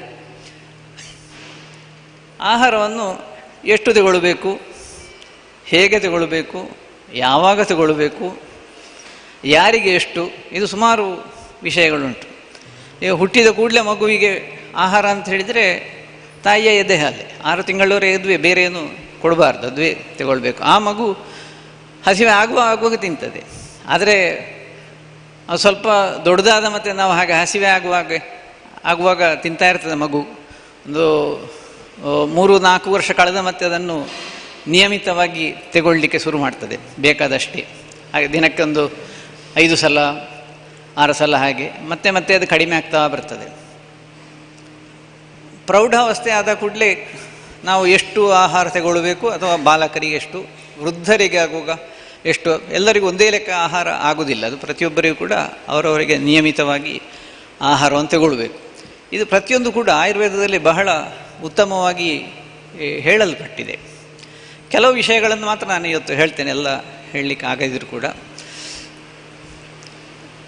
ಅದರಲ್ಲಿ ಹಾಗೆ ನೀರು ಕೂಡ ಎಷ್ಟು ತಗೊಳ್ಬೇಕು ಅಂತ. ಅದಕ್ಕೆ ಚರಕ ಸಂಹಿತೆ ತ್ರಿವಿಧ ಕುಕ್ಷೀಯ ಅಧ್ಯಾಯ ಅಂದರೆ ನಮ್ಮ ಹೊಟ್ಟೆಯನ್ನು 3 ಪಾಲು ಮಾಡಬೇಕು. ಒಂದು ಪಾಲು ನೀರು ದ್ರವ ಆಹಾರಕ್ಕೆ, ಇನ್ನೊಂದು ಪಾಲು ಘನಾಹಾರ, ಮತ್ತೊಂದು ಪಾಲು ಗಾಳಿಗೆ. ಅಂದರೆ ಆ ಅನ್ನ ಮಿಕ್ಸ್ ಆಗಬೇಕು, ಅದಕ್ಕೆ ಜಾಗ ಬೇಕು. ಇಲ್ಲದಿದ್ದರೆ ಮೂಗು ಮುಟ್ಟ ತಿಂದರೆ ಮತ್ತೆ ಅದು ಅಲ್ಲಿ ಇದಾಗುವುದಿಲ್ಲ, ಎಂಥದ್ದು ಜೀರ್ಣ ಆಗಲಿಕ್ಕೆ ಸ್ಥಳ ಇರೋದಿಲ್ಲ. ಹಾಗೆ ಅದು ಎಷ್ಟು ತಿನ್ನಬೇಕು ಅಂತ ಹೇಳುವಂಥದ್ದು. ಅದು ಪ್ರತಿಯೊಬ್ಬರಿಗೂ ಕೂಡ ಪ್ರತಿಯೊಬ್ಬರಿಗೂ ಒಂದೇ ರೀತಿ ಇರುವುದಿಲ್ಲ. ಒಬ್ಬರಿಗಿದ್ದ ಹಾಗೆ ಇನ್ನೊಬ್ಬರಿಗೆ ಇರುವುದಿಲ್ಲ. ಪ್ರತಿಯೊಬ್ಬರ ಪ್ರಕೃತಿ ಅದು ವ್ಯತ್ಯಾಸ ಇರ್ತದೆ. ಈಗ ಇವರು ಊಟ ಮಾಡಿ ಅವರು ಊಟ ಮಾಡೋದಿಲ್ಲ, ಅವರು ಇನ್ನೊಬ್ಬರು ಊಟ ಮಾಡೋದಿಲ್ಲ. ಅದು ಒಂದು. ಇನ್ನೊಂದು, ನಮಗೆ ಸಾತ್ಮೆ ಆಗಿರ್ತದೆ. ಹುಟ್ಟಿನಿಂದಲ ಒಂದು ಇಷ್ಟಿಷ್ಟೇ ತಗೊಂಡು ಸಾತ್ಮೆ ಆಗಿರ್ತದೆ. ಅವರು ಅಷ್ಟೇ ತಗೊಳ್ಬೇಕು. ಅವರು ಒಮ್ಮೆಲೆ ಒಂದು ದಿವಸ ಕೆಲವರು ಎಂತ ಮಾಡ್ತಾರೆ ಅಂದರೆ ಡಯಟ್ ಮಾಡಬೇಕು ಅಂತೇಳಿ ಸಡನ್ ಮರುದಿವಸದಿಂದ ಊಟವೇ ಮಾಡದಿರೋದು. ಅದು ಹಾಗೆ ಮಾಡೋದು ಒಳ್ಳೆಯದಲ್ಲ. ನೀವು ಒಂದು ನಿಯಮಿತವಾಗಿ ಒಂದು ಆಹಾರ ತಗೊಳ್ತಾ ಇದ್ದರೆ ಅದನ್ನು ಕಡಿಮೆ ಮಾಡಬೇಕಿದ್ರೆ ಸ್ವಲ್ಪ ಸ್ವಲ್ಪವೇ ಕಡಿಮೆ ಮಾಡ್ತಾ ಬರಬೇಕು. ಒಂದೇ ದಿವಸದಿಂದ ಉಪವಾಸ ಮಾಡೋದು, ಮರು ದಿವಸದಿಂದ 4 ದಿವಸ ಆಗೋ ಅದನ್ನು ಡಾಕ್ಟ್ರ್ ಹತ್ರ ಬಂದೇ ಬರ್ತಾನೆ. ಗ್ಯಾಸ್ಟ್ರಿಕ್ ಆಗ್ತದೆ, ನಿದ್ದೆ ಬರುವುದಿಲ್ಲ ಅಂತೇಳೆಲ್ಲ ಖಂಡಿತವಾಗಿ ರೋಗ ಹಿಡ್ಕೊಂಡು ಬರ್ತಾನೆ. ಅದನ್ನು ನೀವು ಕಡಿಮೆ ಮಾಡುವುದಿದ್ರೂ ಕೂಡ ಅದು ನಿಯಮಿತವಾಗಿ ಮಾಡಬೇಕು. ಹೆಚ್ಚು ಊಟ ಮಾಡುವುದಿದ್ರೂ ಕೂಡ ನಿಯಮಿತವಾಗಿಯೇ ಹೆಚ್ಚು ಮಾಡ್ತಾ ಹೋಗಬೇಕು. ಹಾಗೆ ನಾವು ರಾತ್ರಿ ಊಟ ಮಾಡಿದರೆ ಬೆಳಿಗ್ಗೆವರೆಗೆ ಸುಮಾರು 8 ಗಂಟೆ 10 ಗಂಟೆ ಆಗ್ತದೆ. ಅದು ಉಪವಾಸ ಇದ್ದಾಗ ಆಗ್ತದೆ. ಸಡನ್ ಬೆಳಿಗ್ಗೆ ಎದ್ದ ಕೂಡಲೇ ಈಗ ಎಲ್ಲರದ್ದು ಒಂದು ಅಭ್ಯಾಸ, ಬೆಳಿಗ್ಗೆ ಬೆಡ್ ಕಾಫಿ ಕುಡಿಬೇಕು ಅಥವಾ ಬೆಡ್ ಟೀ ಕುಡಿಯೋದು. ಅದು ಆ್ಯಕ್ಚುಲಿ ಅದು ಖಂಡಿತ ಒಳ್ಳೆಯ ಅಭ್ಯಾಸ ಅಲ್ಲ. ನಿಜಕ್ಕೂ ಹೇಗೆ ಅಂತ ಹೇಳಿದರೆ, ಮೊದಲಿನ ದಿವಸ ತೆಗೆದಿಟ್ಟಂಥ ಕುದಿಸಿ ಇಟ್ಟಂಥ ನೀರು ತಾಮ್ರ ಪಾತ್ರೆಯಲ್ಲಿಟ್ಟು ಬೆಳಿಗ್ಗೆ ಎದ್ದು ಕೂಡಲೇ ಅದು 1.5 ಪ್ರಸ್ಥ, ಸಾಧಾರಣ 750 ml ಆಗ್ತದೆ ಯೋಗರತ್ನಾಕರದಲ್ಲಿ ಹೇಳಿದಾಗೆ. ಅಷ್ಟನ್ನು ಬೆಳಿಗ್ಗೆ ಎದ್ದು ಕೂಡಲೇ ಕುಡಿದು, ಈಗಿನವರೆಲ್ಲ 4 ಗ್ಲಾಸು ಕುಡಿಯೋದು. ಇದು ಅಂದರೆ ಒಂದು ಪರ್ಟಿಕ್ಯುಲರ್ ಇದು ಉಂಟು. 4 ಗ್ಲಾಸ್ ಸಾಧಾರಣ 750 720 ml ಆಗ್ತದೆ. ಅಷ್ಟನ್ನು ಕುಡಿದು ಆಮೇಲೆ ನಿಯಮಿತವಾಗಿ ನೀವು ದಿನಚರಿಗಳನ್ನು ಮಾಡಿ ಮತ್ತೆ ಘನಾಹಾರವನ್ನು 2 ಗಂಟೆ ಕಳೆದು ತಗೊಳ್ಬೇಕು, ಏನಾದ್ರು ತಗೊಳ್ಳುವುದಿದ್ದರೆ. ಅಷ್ಟೊತ್ತಿಗೆ ಪ್ರತಿಯೊಂದು ಊರಿನಲ್ಲಿ ಒಂದೇ ರೀತಿ ಇರ್ತದೆ ಅಂತ ಹೇಳಲಿಕ್ಕಾಗೋದಿಲ್ಲ.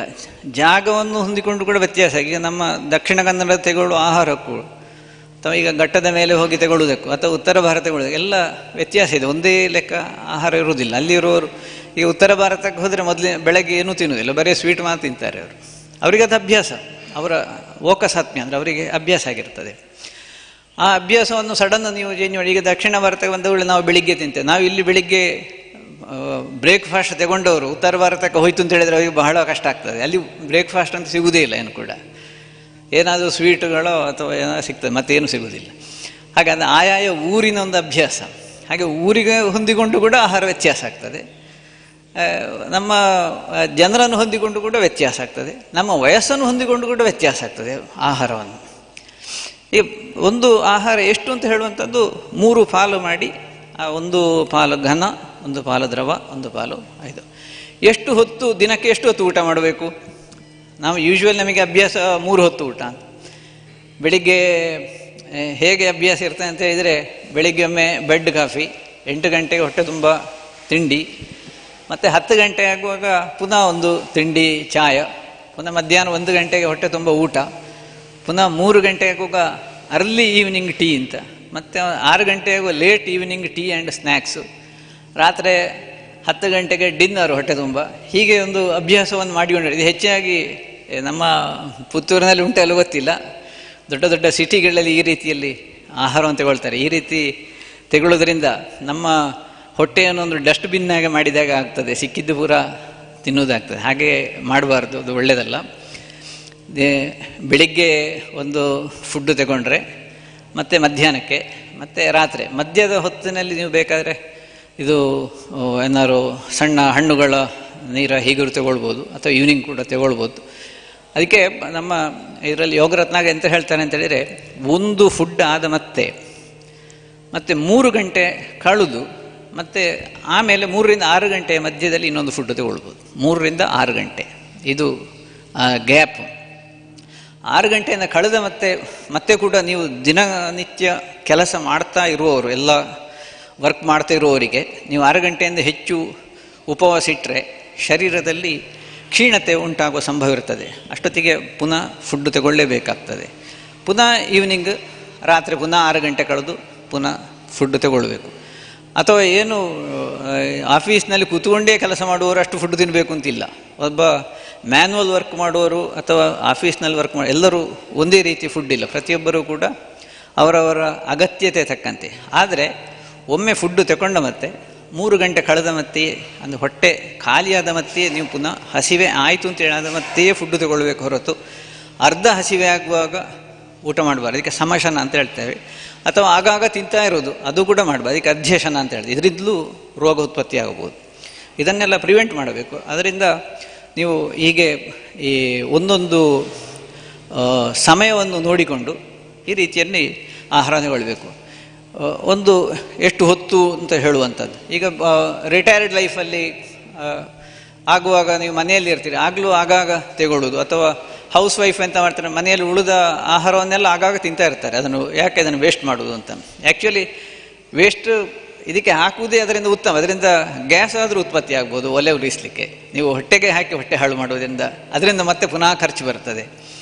ಈ ರೀತಿಯಲ್ಲಿ ಬೇಕಾದಷ್ಟೇ ನಮಗೆ ಎಷ್ಟು ಬೇಕು ಅಷ್ಟೇ ನಾವು ಫುಡ್ಡನ್ನು ತಗೊಳ್ಳಬೇಕು.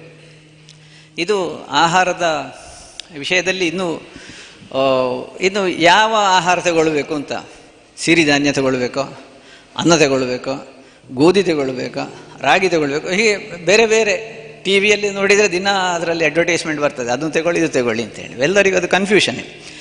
ಹೇಗೆ ಹೇಳ್ತಾರೆ ಅಂತ ಹೇಳಿದರೆ, ನಾವು ಹುಟ್ಟಿನಿಂದ ಯಾವ ಆಹಾರ ತಗೊಳ್ತಾ ಇದ್ದೇವೆ ಅದೇ ಆಹಾರವನ್ನು ಮುಂದುವರಿಸಬೇಕು. ಈಗ ನಾವು ನಮ್ಮ ದಕ್ಷಿಣ ಕನ್ನಡದವರಿಗೆ ಕುಚ್ಚಿಗೆ ಅನ್ನ ಊಟ ಮಾಡಿ ಅಭ್ಯಾಸ. ಆಚೆ ಬೆಂಗಳೂರು ಆಚೆ ಹೋದವರಿಗೆ ಬೆಳ್ತಿಗೆ ಅನ್ನ ಊಟ ಮಾಡೋದು. ಮಂಡ್ಯದ ಆಚೆ ಹೋದವರು ರಾಗಿ ಊಟ ಮಾಡ್ತಾರೆ. ಉತ್ತರ ಭಾರತ ಜೋಳದ ರೊಟ್ಟಿ ಉತ್ತರ ಭಾರತಕ್ಕೆ ಹೋದರೆ ಅವರು ಗೋಧಿಯನ್ನೇ ತಗೊಳ್ಳುವವರು ಇದ್ದಾರೆ. ಹಾಗೆ ಅವರಿಗೆ ಹುಟ್ಟಿನಿಂದ ಯಾವ ಆಹಾರ ಅಭ್ಯಾಸ ಆಗಿದೆ ಅದ ಆಹಾರವನ್ನು ಚೇಂಜ್ ಮಾಡಬಾರ್ದು. ಅದು ನಿಮಗೆ ಸಾತ್ಮೀಯ ಆಗಿರ್ತದೆ, ನಮ್ಮ ಶರೀರಕ್ಕೆ ಅದು ಎಲ್ಲ ಧಾತುಗತ ಆಗಿರ್ತದೆ.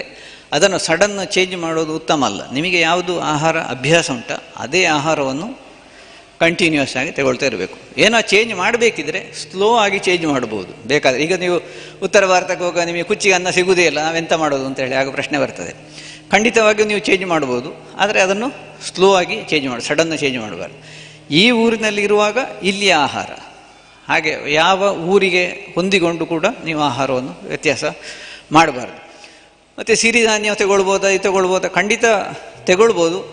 ಆದರೆ ಅದನ್ನು ಅದಕ್ಕೆ ಇದರಲ್ಲಿ ಅಷ್ಟಾಂಗದಲ್ಲಿ ಹೇಳ್ತಾರೆ ಮಧ್ಯಮ ಮಾರ್ಗದಲ್ಲಿ ಇರಬೇಕು ಅಂತ. ಯಾವುದಕ್ಕೊಂದು ಸ್ಟ್ರಿಕ್ಟ್ ಆಗಿರುವ ಇದು ಹೀಗೆ ಅದು ಹಾಗೆ ಆಗಬೇಕು, ಒಂದು ಸ್ವಲ್ಪ ವ್ಯತ್ಯಾಸ ಆಗಬಾರ್ದು, ಹಾಗೆ ಇರಬಾರ್ದು. ಅಡ್ಜಸ್ಟ್ಮೆಂಟ್ ಇರಬೇಕು ಪ್ರತಿಯೊಂದರಲ್ಲಿ ಕೂಡ. ಆಹಾರದಲ್ಲಿ ಕೂಡ ನಾವು ಅಡ್ಜಸ್ಟ್ ಮಾಡಬೇಕು, ಎಷ್ಟು ಬೇಕು ತಗೊಳ್ಬೇಕು ಅಂತ ಹೇಳೋದು. ಹಾಗೆ ಅಡ್ಜಸ್ಟ್ ಮಾಡಿ ಮಧ್ಯಮ ಮಾರ್ಗದಲ್ಲೇ ಯಾವಾಗಲೂ ಇರುವುದರಿಂದ ನಿಮ್ಮ ಶರೀರ ಮತ್ತು ಮನಸ್ಸಿನ ಸ್ವಾಸ್ಥ್ಯವನ್ನು ನೀವು ಕಾಪಾಡಿಕೊಳ್ಬೋದು. ಇನ್ನು ಆಹಾರದಲ್ಲಿ ಇನ್ನು ತುಂಬ ಹೇಳುವುದರಿಂದ ಸಮಯ ಹೆಚ್ಚಿನ ನಿಮಿಷ ಮುಂದೆ ಹೋಗ್ತದೆ. 15 ನಿಮಿಷ ಅಂತ ಹೇಳಿದ್ದಾರೆ, ಆಲ್ರೆಡಿ ಸುಮಾರು ಹೊತ್ತಾಯಿತು. ಇನ್ನು ಆಹಾರ, ನಿದ್ರಾ, ಬ್ರಹ್ಮಚರ್ಯ ಅಂತ 3 ವಿಷಯಗಳು. ಇನ್ನು ಬರುವಂಥದ್ದು ನಿದ್ದೆ. ಇನ್ನು ಆಹಾರದ ಬಗ್ಗೆ ಏನಾದರೂ ಬೇಕು ಅಂತ ಹೇಳಿದರೆ ನಿಮ್ಮ ಮತ್ತೆ ಏನಾದರೂ ಕ್ವಶನ್ ಕೇಳಿದರೆ ಮತ್ತೆ ಹೇಳ್ತೇನೆ ಬೇಕಾದರೆ. ಇನ್ನು ನಿದ್ದೆ ಹೇಗೆ ಅಂತ ಹೇಳಿದರೆ, ಎಷ್ಟು ನಿದ್ದೆ ಮಾಡಬೇಕು ಇದು ಪ್ರತಿಯೊಬ್ಬರಿಗೂ ಕೂಡ ಒಂದು ನಿರ್ದಿಷ್ಟವಾದ್ದಲ್ಲ. ಅವರವರ ಪ್ರಕೃತಿಯನ್ನು ಹೊಂದಿಕೊಂಡು, ಅಥವಾ ಮಕ್ಕಳಿಗೆ ಒಂದು ರೀತಿಯ ನಿದ್ದೆ ಇದ್ದರೆ ಪ್ರಾಯಸ್ಥರಿಗೊಂದು, ಅಥವಾ ಓಲ್ಡ್ ಏಜ್ನವರಿಗೆ ಆಗಲೂ ನಿದ್ದೆ ವ್ಯತ್ಯಾಸ ಆಗ್ತದೆ. ಅವರವರಿಗೆ ಆಗುವಂಥ ಎಷ್ಟು ಬೇಕೋ ಅಷ್ಟೊಂದು ನಿದ್ದೆ. ಸಾಮಾನ್ಯವಾಗಿ ನಾವು ಹೇಳುವುದು ಅಂತೇಳಿದರೆ 8 ಗಂಟೆ ನಿದ್ದೆ ಪ್ರತಿಯೊಬ್ಬರು ಪ್ರತಿದಿನವೂ ಮಾಡಬೇಕು. ಆದರೆ ತುಂಬ ಕೆಲಸ ಕಾರ್ಯ ಒತ್ತಡದಿಂದ ನಮಗೆ 8 ಗಂಟೆ ನಿದ್ದೆ ಮಾಡಲಿಕ್ಕೆ ಆಗೋದಿಲ್ಲ. ಈ ರಾತ್ರಿ ನಿದ್ದೆ ಕೆಟ್ಟು ಹೋಗಿತ್ತು ಎಷ್ಟೋ ಸಲ. ಆಗ ಅದರ ಅರ್ಧದಷ್ಟಾರು ನಿದ್ರೆ ಮರು ದಿವಸ ಮಾಡಬೇಕು. ಅದರ ಅರ್ಧದಷ್ಟು. ಈಗ 8 ಗಂಟೆ ನೀವು ನಿದ್ದೆ ಕೆಟ್ಟರೆ ಮರು ದಿವಸ 4 ಗಂಟೆ ಹಗಲು ನಿದ್ದೆ ಮಾಡಬೇಕು ಅಂತ ಲೆಕ್ಕ, ಅದನ್ನು ಅಡ್ಜಸ್ಟ್ ಮಾಡಲಿಕ್ಕೆ. ಇದು ನಿದ್ದೆ. ಈ ನಿದ್ದೆ ಬಾರದೇ ಇರುವುದರಲ್ಲಿ ಕೂಡ 2 ಇರ್ತದೆ. ನಿದ್ದೆ ಅಂತೇಳಿ ನಿದ್ದೆ ಬಾರದೇ ಇರೋದ್ರ ಕೂಡ. ಒಂದು ನಿದ್ದೆ ಹೇಗೆ ಬರುವುದು ಅಂತ ಹೇಳಿದರೆ, ಅವನು ಮಲಗಿದ ಕೂಡಲೇ ನಿದ್ದೆ ಬರುವುದಿಲ್ಲ ಬೆಳಗ್ಗೆವರೆಗೆ. ಅದಕ್ಕೆ ತೀವ್ರ ವೇಗ ನಿದ್ರಾನಾಶ ಅಂತ ಹೇಳೋದು. ಇನ್ನು ಸ್ವಲ್ಪ ನಿದ್ದೆ, ಸ್ವಲ್ಪ ಎಚ್ಚರ, ಸ್ವಲ್ಪ ನಿದ್ದೆ, ಸ್ವಲ್ಪ ಎಚ್ಚರ, ಹಾಗೆ ಅದಕ್ಕೆ ವಿಷಮ ವೇಗ ಅಂತ. ಅದು ಒಂದೇ ರೀತಿ ಇರುವುದಿಲ್ಲ ಹೀಗೆ ನಿದ್ದೆ. ಒಂದು ರೀತಿಯ ನಿದ್ರಾನಾಶ ಇನ್ನೊಂದು ನಿದ್ರಾನಾಶ ಒಂದೇ ಇರೋದಿಲ್ಲ. ಒಂದು ವಾತ ಪ್ರಧಾನ ಇದ್ದರೆ ಒಂದು ಪಿತ್ತ ಪ್ರಧಾನ ಇರ್ತದೆ. ಕೆಲವಿದ್ದಕ್ಕೆ ಎಣ್ಣೆ ಹಾಕಬೇಕು ತಲೆಗೆ, ಇನ್ನೊಂದಕ್ಕೆ ಮಜ್ಜಿಗೆ ಮತ್ತು ನೆಲ್ಲಿಕಾಯಿಯನ್ನು ತಲೆಗೆ ಹಾಕಬೇಕು. ಈ ರೀತಿ ವ್ಯತ್ಯಾಸ ಇರ್ತದೆ. ಇದನ್ನು ನೋಡಿಕೊಂಡು ನಾವು ನಿದ್ದೆಯನ್ನು ಅಡ್ಜಸ್ಟ್ ಮಾಡಬೇಕು ಪ್ರತಿಯೊಂದು ಇದರಲ್ಲಿ ಕೂಡ. ಇನ್ನೊಂದು ಆಹಾರದಲ್ಲಿ ಹೇಳುವಾಗ ಇನ್ನೊಂದು ಹೇಳಲಿಕ್ಕೆ ಮರ್ತೋಯ್ತು. ನಾವು ಟೇಬಲ್ನಲ್ಲಿ ಕೂತು ಊಟ ಮಾಡಬೇಕು, ನೆಲದಲ್ಲಿ ಕೂತು ಊಟ ಮಾಡಬೇಕು ಅಂತ ಹೇಳುವಂಥದ್ದು. ಯಾವ ರೀತಿ ಕೂತು ಊಟ ಮಾಡಬೇಕು ಅದನ್ನು ಗ್ರಂಥದಲ್ಲಿ ಹೇಳಿದ್ದಾರೆ. ನಿಜಕ್ಕೂ ಅತ್ಯುತ್ತಮವಾದ ಅಭ್ಯಾಸ ಅಂತ ಹೇಳಿದರೆ ನೆಲದಲ್ಲಿ ಕೂತು ಊಟ ಮಾಡುವಂಥದ್ದು. ನೆಲದಲ್ಲಿ ಕೂತು ಊಟ ಮಾಡಿದರೆ ನೀವು ಚಟ್ಟಮುಟ್ಟ ಹಾಕಿದರೆ ನಮ್ಮ ಶರೀರದಲ್ಲಿ 105 ಮರ್ಮಗಳಿದೆ.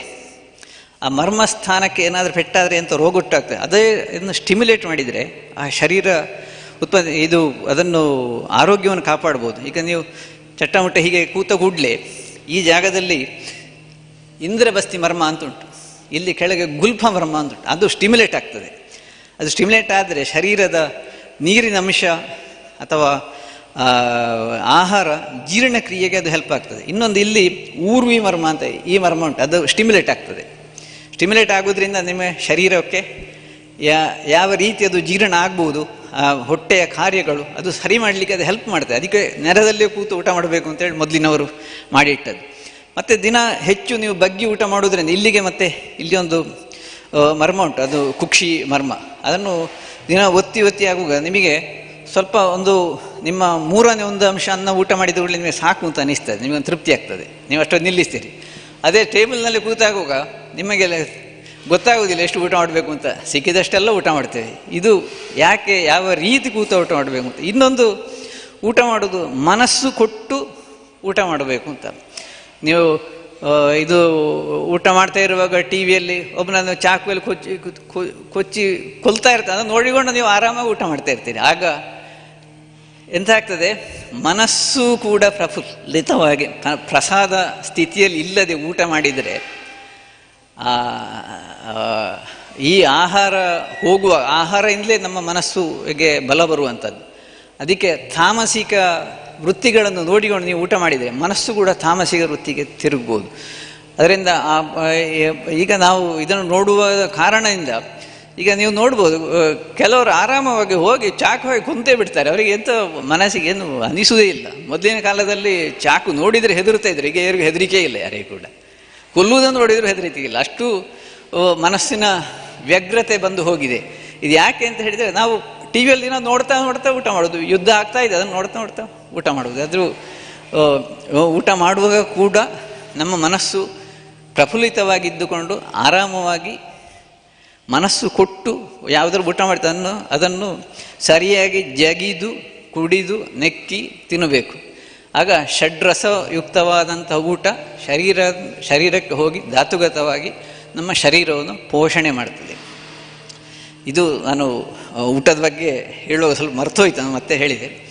ಇನ್ನು ನಿದ್ದೆಯಲ್ಲಿ ಇನ್ನು ಕೆಲವರು ಕೇಳ್ತಾರೆ, ಹಗಲು ನಿದ್ದೆ ಮಾಡ್ಬೋದಾ, ರಾತ್ರಿ ಮಾತ್ರ ಮಾಡಬೇಕು ಅಂತ. ಯೂಶ್ವಲಿ ನಮ್ಮ ಗ್ರಂಥದಲ್ಲಿ ಎಂತ ಹೇಳ್ತಾರೆ ಅಂದರೆ, ಈ ಗ್ರೀಷ್ಮ ಋತುವಿನಲ್ಲಿ ಅಥವಾ ವರ್ಷ ಋತುವಿನಲ್ಲಿ ಬೇಸಿಗೆ ಕಾಲದಲ್ಲಿ ಮಧ್ಯಾಹ್ನ ಹೊತ್ತು ನಿದ್ದೆ ಮಾಡಬೇಕು ಅಂತ. ಅಂದರೆ ನಮ್ಮ ದಕ್ಷಿಣ ಭಾರತದಲ್ಲಿ ಅಥವಾ ದಕ್ಷಿಣ ಕನ್ನಡ ಅಷ್ಟೇ ಇಲ್ಲ, ಉತ್ತರ ಭಾರತಕ್ಕೆ ಹೋದರೆ ಟೆಂಪರೇಚರ್ 40, 42, 45 ಡಿಗ್ರಿ ಇರ್ತದೆ. ಹಾಗಿರುವವರಿಗೆ ಮತ್ತು ದಿನದ ಹೊತ್ತು ಸುಮಾರು 12 14 ಗಂಟೆ ಹೊತ್ತು ಇರ್ತದೆ. ಮಧ್ಯಾಹ್ನ ಊಟ ಆದ ಕೂಡಲೇ ಸ್ವಲ್ಪ ಹೊತ್ತು ನಿದ್ದೆ ಮಾಡಿದರೆ ಅವನಿಗೆ ಇದು ಶರೀರದ ಧಾತು ಸಾಮ್ಯ ಇರ್ತದೆ, ಅವನ ಹೆಲ್ತ್ ಸರಿಯಾಗಿ ಮೇಂಟೈನ್ ಮಾಡ್ಬೋದು ಅಂತ. ಇಲ್ಲಿ ಕೂಡ ಮಧ್ಯಾಹ್ನದ ಹೊತ್ತು ಊಟ ಆದ ಮತ್ತೆ ಒಂದು 10 ನಿಮಿಷ 15 ನಿಮಿಷ ನಿದ್ದೆ ಮಾಡಿದರೆ ಶರೀರ ಪ್ರಫುಲ್ಲಿತ ಆಗ್ತದೆ. ಅದು ಉತ್ತಮ ಅಭ್ಯಾಸವೇ ಸರಿ. ಆದರೆ ಅದು ಮಳೆಗಾಲದಲ್ಲಿಯೋ ಚಳಿಗಾಲದಲ್ಲಿ ಇದಿರುವಾಗ ಯಾವಾಗ ದಿನದ ಸಮಯ ಕಡಿಮೆ ಉಂಟ ಆ ಸಮಯದಲ್ಲಿ ಮಧ್ಯಾಹ್ನ ಮೇಲೆ ಊಟದ ಮತ್ತೆ ನಿದ್ದೆ ಮಾಡೋದು ಅಷ್ಟು ಒಳ್ಳೆಯದಲ್ಲ. ದೀರ್ಘ ಸಮಯವಾದ ಹಗಲಿರುವ ಸಮಯದಲ್ಲಿ ಸ್ವಲ್ಪ ಹೊತ್ತು ನಿದ್ದೆ ಖಂಡಿತ ಮಾಡ್ಬೋದು. ಮತ್ತು ರಾತ್ರಿ ನಿದ್ದೆಯನ್ನು ಆರಾಮವಾಗಿ ಮಾಡುತ್ತಾ ಇರುವುದರಿಂದ ಒಂದು 8 ಗಂಟೆ ನಿದ್ದೆ ಮಾಡಿದರೆ ಎಷ್ಟು ಹೊತ್ತಿಗೆ ನಿದ್ದೆ ಮಾಡಬೇಕು ಅಂತ. ರಾತ್ರಿ 12 ಗಂಟೆ ನಿದ್ದೆ ಮಾಡ್ಬೋದಾ, ಬೇಗ 7 ಗಂಟೆ ನಿದ್ದೆ ಮಾಡ್ಬೋದಾ? ಹಾಗೆಲ್ಲ ನೀವು ದಿನವನ್ನು 3 ಪಾಲು ಮಾಡಿದರೆ ಫಸ್ಟ್ 4 ಗಂಟೆ ಕಳೆದು ಸಾಧಾರಣ 6 ಗಂಟೆ ಸೂರ್ಯಾಸ್ತ ಆದರೆ ಸಾಧಾರಣ ಒಂದು 9-10 ಗಂಟೆ ನಂತರ ನಿದ್ದೆ ಮಾಡಲೇಬೇಕು. ಬೆಳಗ್ಗೆ ಬ್ರಾಹ್ಮ ಮುಹೂರ್ತದಲ್ಲಿ ಸಾಧಾರಣ 1.5 ಗಂಟೆ ಹೊತ್ತು 96 ನಿಮಿಷ, ಸೂರ್ಯೋದಯಕ್ಕೆ 96 ನಿಮಿಷದ ಮೊದಲು ನೀವು ಏಳಬೇಕು. ಎದ್ದರೆ ಅದಕ್ಕೆ ಬ್ರಾಹ್ಮ ಮುಹೂರ್ತ ಅಂತ ಹೆಸರು. ಆ ಸಮಯದಲ್ಲಿ ನಮ್ಮ ಬ್ರೈನ್ನ ಆ್ಯಕ್ಟಿವಿಟಿ ತುಂಬ ಒಳ್ಳೆಯದಿರ್ತದೆ ಅಂತೇಳಿ ಅದು ಹೆಚ್ಚಿನ ವಿಷಯ ಅವರು ದಿನಚರಿಯಲ್ಲಿ ಹೇಳುವಾಗ ಹೇಳ್ಬೋದು ನಾಳೆ. ಈ ಮಧ್ಯದ ಹೊತ್ತು ರಾತ್ರಿ 10ರಿಂದ ಬೆಳಗ್ಗೆ ಒಂದು 4-5 ಗಂಟೆ ಹೊತ್ತು ಸಂಪೂರ್ಣವಾಗಿ ನಿರಾತಂಕವಾಗಿ ನಿದ್ದೆ ಮಾಡಬೇಕು. ನೀವು ದಿನ ಯೋಗ ಮಾಡುವುದರಿಂದ ಅಥವಾ ಧ್ಯಾನ ಮಾಡುವುದರಿಂದ, ಇದೆಲ್ಲ ಪ್ರಾಣಾಯಾಮ ಮಾಡುವುದರಿಂದ ಅಥವಾ ಆಹಾರವನ್ನು ಸರಿಯಾಗಿ ತೆಗೆದುಕೊಳ್ಳುವುದರಿಂದ ಖಂಡಿತವಾಗಿಯೂ ಅತ್ಯುತ್ತಮವಾದ ನಿದ್ದೆ ಬರ್ತದೆ. ಮತ್ತು ಆಹಾರದಲ್ಲಿ ಹೇಗಿರುವ ಆಹಾರ ತಗೊಳ್ಳುವುದು, ಅದರಲ್ಲಿ ಹೆಚ್ಚಾಗಿ ಸಾತ್ವಿಕ ಆಹಾರ. ಕೆಲವರು ಕೇಳೋದು ಮಾಂಸಾಹಾರ ತಗೊಳ್ಬೋದು ಅಂತ. ಖಂಡಿತ ಮಾಂಸಾಹಾರ ತಗೊಳ್ಬಾರ್ದು ಅಂತೇಳಿ ನಮ್ಮ ಗ್ರಂಥದಲ್ಲಿ ಇಲ್ಲೂ ಇಲ್ಲ. ಖಂಡಿತವಾಗಿಯೂ ಮಾಂಸಾಹಾರ ತಗೊಳ್ಬೋದು. ಜಾಂಗಲ ಮಾಂಸ ಅಂದರೆ ಈ ಹಕ್ಕಿಗಳ ಮಾಂಸ, ಇದು ಅತ್ಯುತ್ತಮ ಅಂತೇಳಿ ನಮ್ಮ ಗ್ರಂಥದಲ್ಲಿ ಹೇಳಿದೆ. ಅಥವಾ ಬಾಕಿ ಅನುಪಮಾಂಸಗಳು, ಇದೆಲ್ಲ ಅವರವರ ಪ್ರಕೃತಿಯನ್ನು ಹೊಂದಿಕೊಂಡು ಅವರಿಗೆ ಅಭ್ಯಾಸ ಇದ್ದರೆ, ಸಣ್ಣದಿಂದ ಅಭ್ಯಾಸ ಇದ್ದರೆ ತಗೊಳ್ಬೋದು. ಸಡನ್ನಾಗಿ ನೀವು ಮಾಂಸಾಹಾರಕ್ಕೆ ಚೇಂಜ್ ಆಗೋದು, ಸಡನ್ನಾಗಿ ಇದು ಹಾಗೆ ಚೇಂಜ್ ಮಾಡೋದು ಉತ್ತಮ ಅಲ್ಲ. ಖಂಡಿತವಾಗಿಯೂ ತಗೊಳ್ಬೋದು. ಅದು ತೆಗೊಳ್ಳುವ ಆಹಾರದಲ್ಲಿ ತುಂಬ ಫ್ರೈ ಆದ್ದು, ಸ್ಪೈಸಿ ಹೀಗಿರೋ ಫುಡ್ಡುಗಳನ್ನೆಲ್ಲ ತಗೊಳ್ಳೋದು ಅಷ್ಟು ಒಳ್ಳೆಯಲ್ಲ. ಆದಷ್ಟು ಬೇಯಿಸಿದ ಆಹಾರ, ಫ್ರೈ ಮಾಡಿದ ಅಲ್ಲದ ಬೇಯಿಸಿದ ಆಹಾರವನ್ನು ದಿನ ತಗೊಳ್ಬೇಕು. ಇದರಿಂದ ನಿಮ್ಮ ನಿದ್ದೆ ಅತ್ಯುತ್ತಮವಾಗಿ ಬರ್ತದೆ. ಶರೀರದ ಇದು ಆರೋಗ್ಯವನ್ನು ನೀವು ಮೇಂಟೈನ್ ಮಾಡಬಹುದು ಅಂತ ನಮ್ಮ ಗ್ರಂಥದಲ್ಲಿ ಹೇಳಿದ್ದು. ಮತ್ತು ಇನ್ನು ನಿದ್ದೆಯ ಬಗ್ಗೆ ಇನ್ನೇನಾದರೂ ಇದ್ದರೆ ನೀವು ಮತ್ತೆ ಕೇಳ್ಬೋದು, ಕ್ವಶನ್ ಕೇಳ್ಬೋದು. ಇನ್ನು ಬರುವಂಥದ್ದು ಬ್ರಹ್ಮಚರ್ಯ. ಈ ಆಹಾರ, ನಿದ್ರಾ, ಬ್ರಹ್ಮಚರ್ಯ, ಇದಕ್ಕೆ ತ್ರಯೋ ಉಪಸ್ತಂಭ ಅಂತ. ಉಪಸ್ತಂಭ ಅಂತ ಹೇಳಿದರೆ ಇದು ಎಂಥದ್ದು, ಪಿಲ್ಲರ್ ಅಂದರೆ ಸ್ಟ್ಯಾಂಡ್. ಈಗ 2 ಸ್ಟ್ಯಾಂಡಲ್ಲಿ ನಿಲ್ಲಲಿಕ್ಕೆ ಆಗೋದಿಲ್ಲ, 3 ಸ್ಟ್ಯಾಂಡಿಗೆ ನಿಲ್ಲಿಸಲಿಕ್ಕೆ ಆಗ್ತದೆ. ಹಾಗೆ ನಮ್ಮ ಶರೀರದ ಆರೋಗ್ಯವನ್ನು ನಿಲ್ಲಿಸಲಿಕ್ಕೆ ಇದು 3 ಬಹಳ ಮುಖ್ಯ ಶರೀರಕ್ಕೆ: ಆಹಾರ, ನಿದ್ರಾ, ಬ್ರಹ್ಮಚರ್ಯ. ಬ್ರಹ್ಮಚರ್ಯ ಅಂದರೆ ಎಂಥದ್ದು ಅಂತ ಹೇಳುವಂಥ ಪ್ರಶ್ನೆ ಬರ್ತದೆ. ಈಗ ಒಂದು ಹುಟ್ಟಿನಿಂದ 25 ವರ್ಷಕ್ಕೆ ಬ್ರಹ್ಮಚರ್ಯ, ಇದು 25ರಿಂದ 50, 60 ಗೃಹಸ್ಥಾಶ್ರಮ, ಆಮೇಲೆ ವಾನಪ್ರಸ್ಥ, ಸನ್ಯಾಸ ಆಶ್ರಮ. 4 ಆಶ್ರಮಗಳು ಶರೀರದ ನಮ್ಮ ಜೀವನದಲ್ಲಿ ಹೇಳಿದ್ದಾರೆ ಎಲ್ಲ ಗ್ರಂಥದಲ್ಲಿ ಕೂಡ. ಹಾಗಾದರೆ ಗೃಹಸ್ಥಾಶ್ರಮದಲ್ಲಿ ಬ್ರಹ್ಮಚರ್ಯ ಹೇಗೆ ಹೇಳುವ ಪ್ರಶ್ನೆ ಬರ್ತದೆ. ಬ್ರಹ್ಮಚರ್ಯ ಅಂತ ಹೇಳುವಂಥದ್ದಕ್ಕೆ ಅರ್ಥ ಅದಲ್ಲ. ನೀವು ಸಂಗಾತಿಯೊಂದಿಗೆ ಸೇರದೇ ಇರಬೇಕು ಅಂತ ಹೇಳುವಂಥದ್ದು ಅರ್ಥ ಅಲ್ವೇ ಅಲ್ಲ.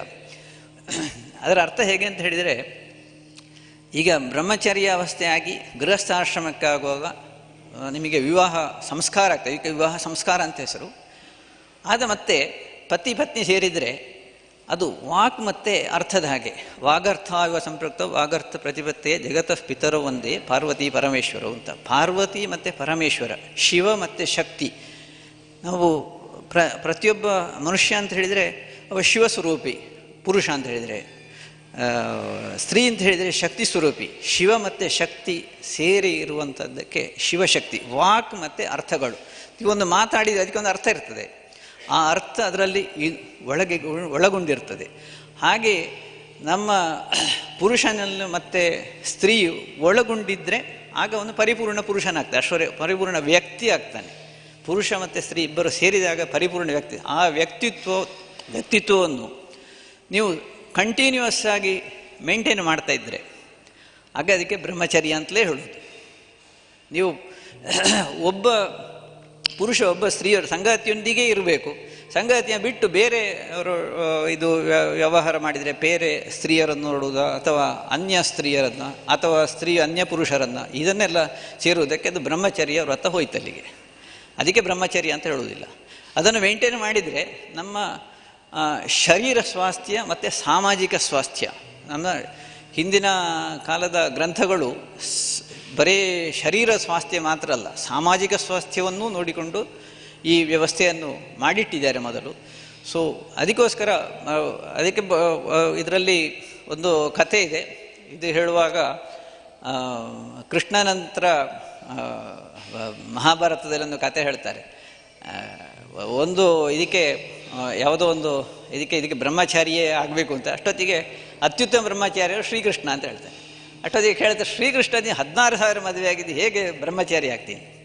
ಅದಕ್ಕೆ ಆಗ ಹೇಳ್ತಾರೆ, ನಾವು ಯಾವ ಇದರೊಟ್ಟಿಗೆ ಒಂದು ನಿರ್ದಿಷ್ಟ ವ್ಯಕ್ತಿಯೊಂದಿಗೆ ಸಂಗಾತಿಯೊಂದಿಗೆ ಇರ್ತೇವೋ ಮತ್ತು ಬೇರೆ ಸಂಗಾತಿಯನ್ನು ನೋಡದೆ ಅವರೊಟ್ಟಿಗೆ ನಿಷ್ಠೆಯಂದಿದ್ದರೆ ಅದಕ್ಕೆ ಬ್ರಹ್ಮಚರ್ಯ ಅಂತ ಹೆಸರು. ಹಾಗಿದ್ದರೆ ಅದಕ್ಕೆ ಬ್ರಹ್ಮಚಾರ್ಯ ವ್ರತ ಅಂತ ಹೇಳುವಂಥದ್ದು. ಅದಲ್ಲದಿದ್ದರೆ ನೀವು ಬ್ರಹ್ಮಚರ್ಯವನ್ನೇ ಪಾಲನೆ ಮಾಡಬೇಕು ಅಂತ ಹೇಳಿದರೆ ಸಮಾಜ ಬೆಳೆಯುವುದು ಹೇಗೆ? ಬೆಳೀಲಿಕ್ಕೆ ಸಾಧ್ಯ ಇಲ್ಲ. ಅದಕ್ಕೆ ಆ ರೀತಿಯಲ್ಲಿ ನಮ್ಮ ಜೀವನ ಅಂತ ಹೇಳುವಂಥದ್ದು 4 ಆಶ್ರಮವನ್ನು ಕೂಡ ಸರಿಯಾಗಿ ಪಾಲಿಸಬೇಕು. ಹಾಗೆ ಆ ರೀತಿಯಲ್ಲಿ ಅದರಿಂದ ಏನಾಗ್ತದೆ ಅಂತ ಹೇಳಿದರೆ ನಿಮಗೆ ಯಾವುದೇ ಸ್ವಾಸ್ಥ್ಯ, ಶಾರೀರಿಕ ಸ್ವಾಸ್ಥ್ಯ ಮತ್ತು ಮಾನಸಿಕ ಮತ್ತು ಸಾಮಾಜಿಕ ಸ್ವಾಸ್ಥ್ಯ ಕೆಡುವುದಿಲ್ಲ ನೀವು ನಿಮ್ಮ ಸಂಗಾತಿಯೊಂದಿಗೆ ಇರುವುದರಿಂದ. ಅದಕ್ಕೆ ಶಿವ ಮತ್ತು ಶಕ್ತಿ ಸೇರಿ, ವಾಕ್ ಮತ್ತು ಅರ್ಥ ಇದ್ದ ಹಾಗೆ. ಅದಕ್ಕೆ ನಮ್ಮ ಕನ್ನಡದಲ್ಲಿ ದಂಪತಿ ಅಂತ ಹೇಳೋದು. ಪತಿಗೆ ದಮ್ಮು ಕೊಡುವುದು, ಶಕ್ತಿ ಕೊಡುವುದು ಯಾರು? ಸ್ತ್ರೀಯೇ. ಅದಕ್ಕೆ ದಂಪತಿ ಅಂತ ಹೇಳೋದು. ಈ ರೀತಿಯಲ್ಲಿ ನಮ್ಮ ಬ್ರಹ್ಮಚರ್ಯ ಪಾಲನೆ ಮಾಡಬೇಕು. ಈ 3 ಉಪಸ್ತಂಭಗಳು ನೋಡಿ, 3 ಕಂಬ ಇದೆ ಕ್ಯಾಮರಕ್ಕೆ. ಆಹಾರ, ನಿದ್ರೆ, ಬ್ರಹ್ಮಚರ್ಯ. 3 ಉಪಸ್ತಂಭಗಳನ್ನ ಸೇರಿ ನಮ್ಮ ಜೀವನವನ್ನು ಹುಟ್ಟಿನಿಂದ ಸಾಯುವಲ್ಲಿವರೆಗೆ ನಾವು ನಡೆಸಿಕೊಂಡು ಹೋದರೆ ಶಾರೀರಿಕ ಮತ್ತು ಸಾಮಾಜಿಕ ಸ್ವಾಸ್ಥ್ಯವನ್ನು ಪಾಲನೆ ಮಾಡಿ ಪ್ರತಿಯೊಬ್ಬರೂ ನಿಮ್ಮ ಜೀವನವನ್ನು ಉತ್ತಮವಾಗಿ ಮಾಡಿಕೊಳ್ಳಿ ಎಂದು ಹೇಳ್ತಾ ನನ್ನ 2 ಮಾತುಗಳನ್ನು ಮುಗಿಸ್ತೇನೆ. ನಿಮಗೇನಾದರೂ ಪ್ರಶ್ನೆಗಳಿದ್ದರೆ ಖಂಡಿತ ಕೇಳ್ಬೋದು.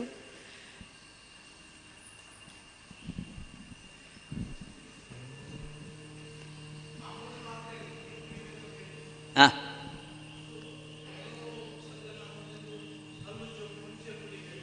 ಬೆಳಿಗ್ಗೆ ಹಾಸಿಗೆ ಹತ್ತಿರ ಇಟ್ಟುಕೊಳ್ಳಿ, ಏಳುವಾಗಲೇ ಕುಡಿಬೇಕು ಅಂತ ಇರೋದು. ಹೌದು, ಏಳುವಾಗಲೇ ಕುಡಿಬೇಕು ಅಂತ ಇರುವುದೇ ಹಾಗೆ. ಅದಕ್ಕೆ ಅರುಣೋದಕ ಪಾನ ಅಂತ ಹೆಸರು. ಅರುಣೋದಯ ಆಗುವ ಸಮಯದಲ್ಲಿ ಆಗಲೇ ಕುಡಿಬೇಕು ಅಂತ ಹೇಳುವಾಗ. ಹಾಗೆಂತ ಆಗೋದಿಲ್ಲ, ನಮ್ಮ ಶರೀರದ್ದು ನ್ಯಾಚುರಲ್ ಅದು ಎಂತ ಆಗೋದಿಲ್ಲ, ತೊಂದರೆ ಆಗೋದು. ಹಾಂ, ಕಿಲುಬು ಬರಬಾರ್ದು, ಶುದ್ಧ ಇರಬೇಕು, ಅದು ಬಹಳ ಅಗತ್ಯ. ಪ್ರತಿಯೊಂದು ಕ್ಲೀನ್ ಇರಬೇಕು, ಸ್ವಚ್ಛತೆ ಇಸ್ ಇಂಪಾರ್ಟೆಂಟ್.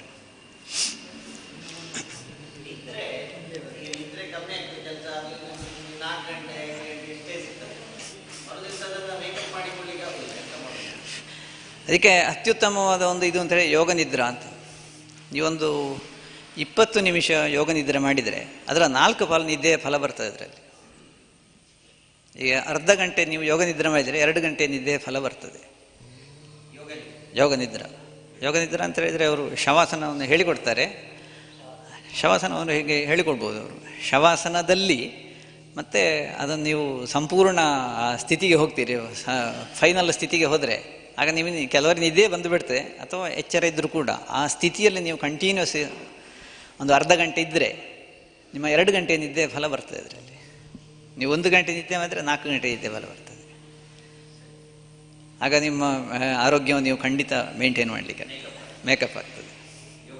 ಯೋಗ ನಿದ್ರಾ ಅಂತ ನೀವು ಇದರಲ್ಲಿ ಯೂಟ್ಯೂಬಲ್ಲಿ ಅದು ಯೋಗ ನಿದ್ರಾ ಪ್ರೋಗ್ರಾಮ್ ಬರ್ತದೆ, ಅಥವಾ ಶವಾಸನ ಪ್ರೋಗ್ರಾಮ್, ಅದನ್ನು ಹಾಕ್ಕೊಂಡು ಇದ್ದರೆ ಆರಾಮವಾಗಿ ಇದು ಮಾಡಲಿಕ್ಕೆ ಆಗ್ತದೆ. ಅದು ಬಾಡಿಗೆ ನೀವು ಇದು ಮಾಡ್ತಾ ಹೋಗಬೇಕು, ರಿಲ್ಯಾಕ್ಸ್ ಮಾಡ್ತಾ ಹೋಗಬೇಕು, ಆಗ ಆಗ್ತದೆ. ಹೇಳಿ.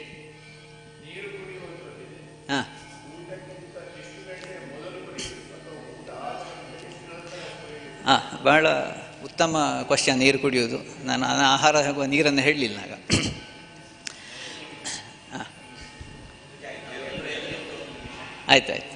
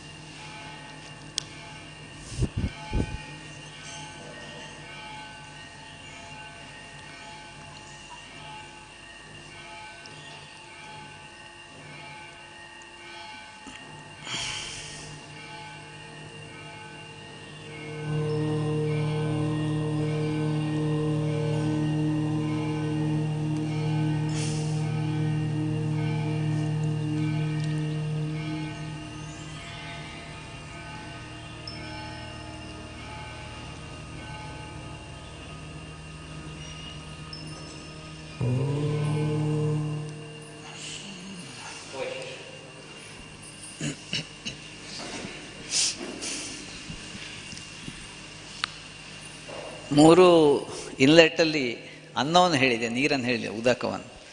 ನೀರು ಬಿಸಿನೀರು ಕುಡಿಬೇಕಾ, ತಣ್ಣೀರು ಕುಡಿಬೇಕಾ, ಇದು ಪ್ರಶ್ನೆ ಬರ್ತದೆ.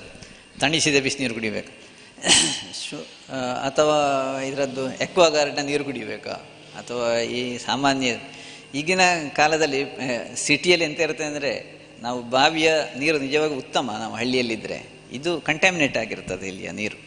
ಅದನ್ನು ಶುದ್ಧೀಕರಿಸಿ ಕುದಿಸಿ ಆರಿಸಿ ಕುಡಿಯುವುದೇ ಉತ್ತಮ, ಅಂದರೆ ಕ್ಲೀನ್ ಆಗಿರ್ತದೆ ಅಂತ ಹೇಳುವುದು. ಆದರೆ ಆ್ಯಕ್ಚುಲಿ ತಣ್ಣೀರು ಕುಡಿಯೋದೇ ಅತ್ಯುತ್ತಮ. ನಾವು ಹಳ್ಳಿಯಲ್ಲಿ ಇರುವುದಿದ್ರೆ ನಮ್ಮ ಬಾವಿಯ ನೀರನ್ನು ಹಾಗೇ ಕುಡಿಯೋದು ಬಹಳ ಉತ್ತಮ. ನ್ಯಾಚುರಲ್, ನಮ್ಮ ಮನುಷ್ಯ ನ್ಯಾಚುರಲ್ಲಾಗಿ ಬೆಳೀಲಿಕ್ಕೆ ಮಾಡಿದಂಥ ನಮ್ಮ ಶರೀರ.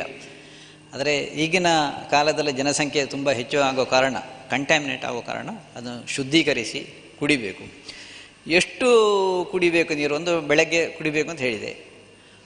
ಆಹಾರದ ಒಟ್ಟಿಗೆ ನೀವು ಕುಡಿದ್ರೆ, ಆಹಾರ ಊಟ ಮಾಡ್ತಾ ಇರುವ ನೀವು ಕುಡಿದ್ರೆ ಅದು ಆರೋಗ್ಯಕ್ಕೆ ಅತ್ಯುತ್ತಮ. ಸ್ವಲ್ಪ ಸ್ವಲ್ಪ ನೀರು ಕುಡಿಯೋದು, ಪ್ರತಿ 1-2 ಅಗಳು 3 ಅಗಳು ಕೂಡ ಸ್ವಲ್ಪ ನೀರು ಕುಡಿಯೋದು ಅದು ಬಹಳ ಉತ್ತಮ.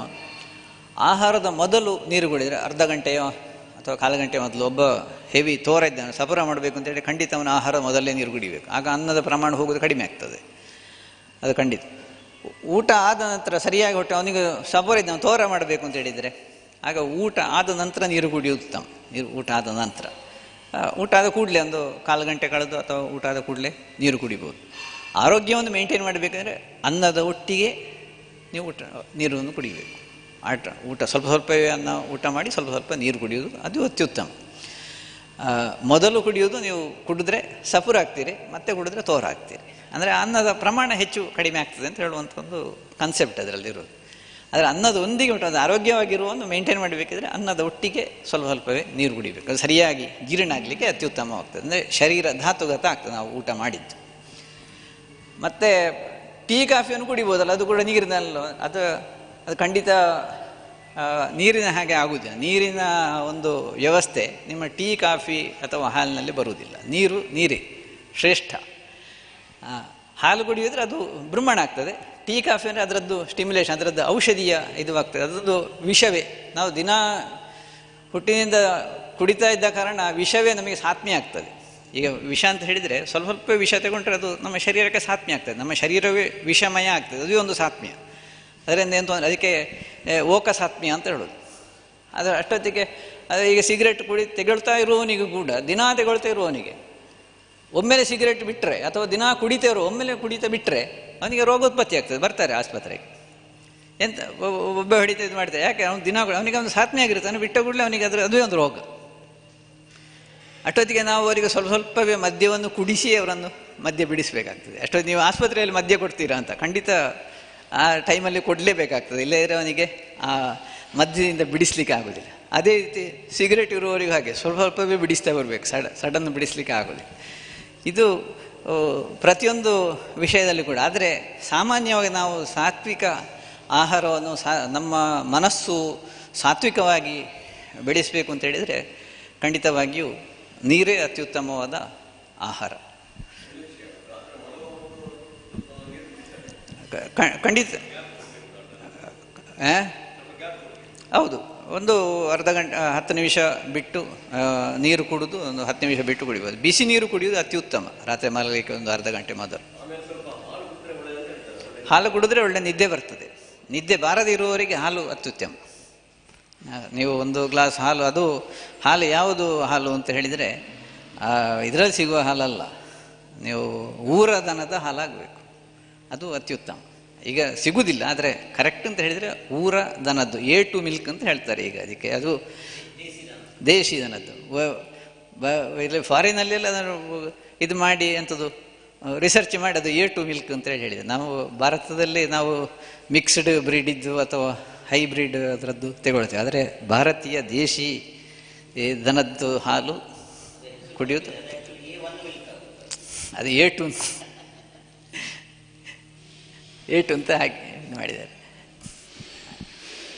ಕೇಳಿ. ಹಾಂ ಹಾಂ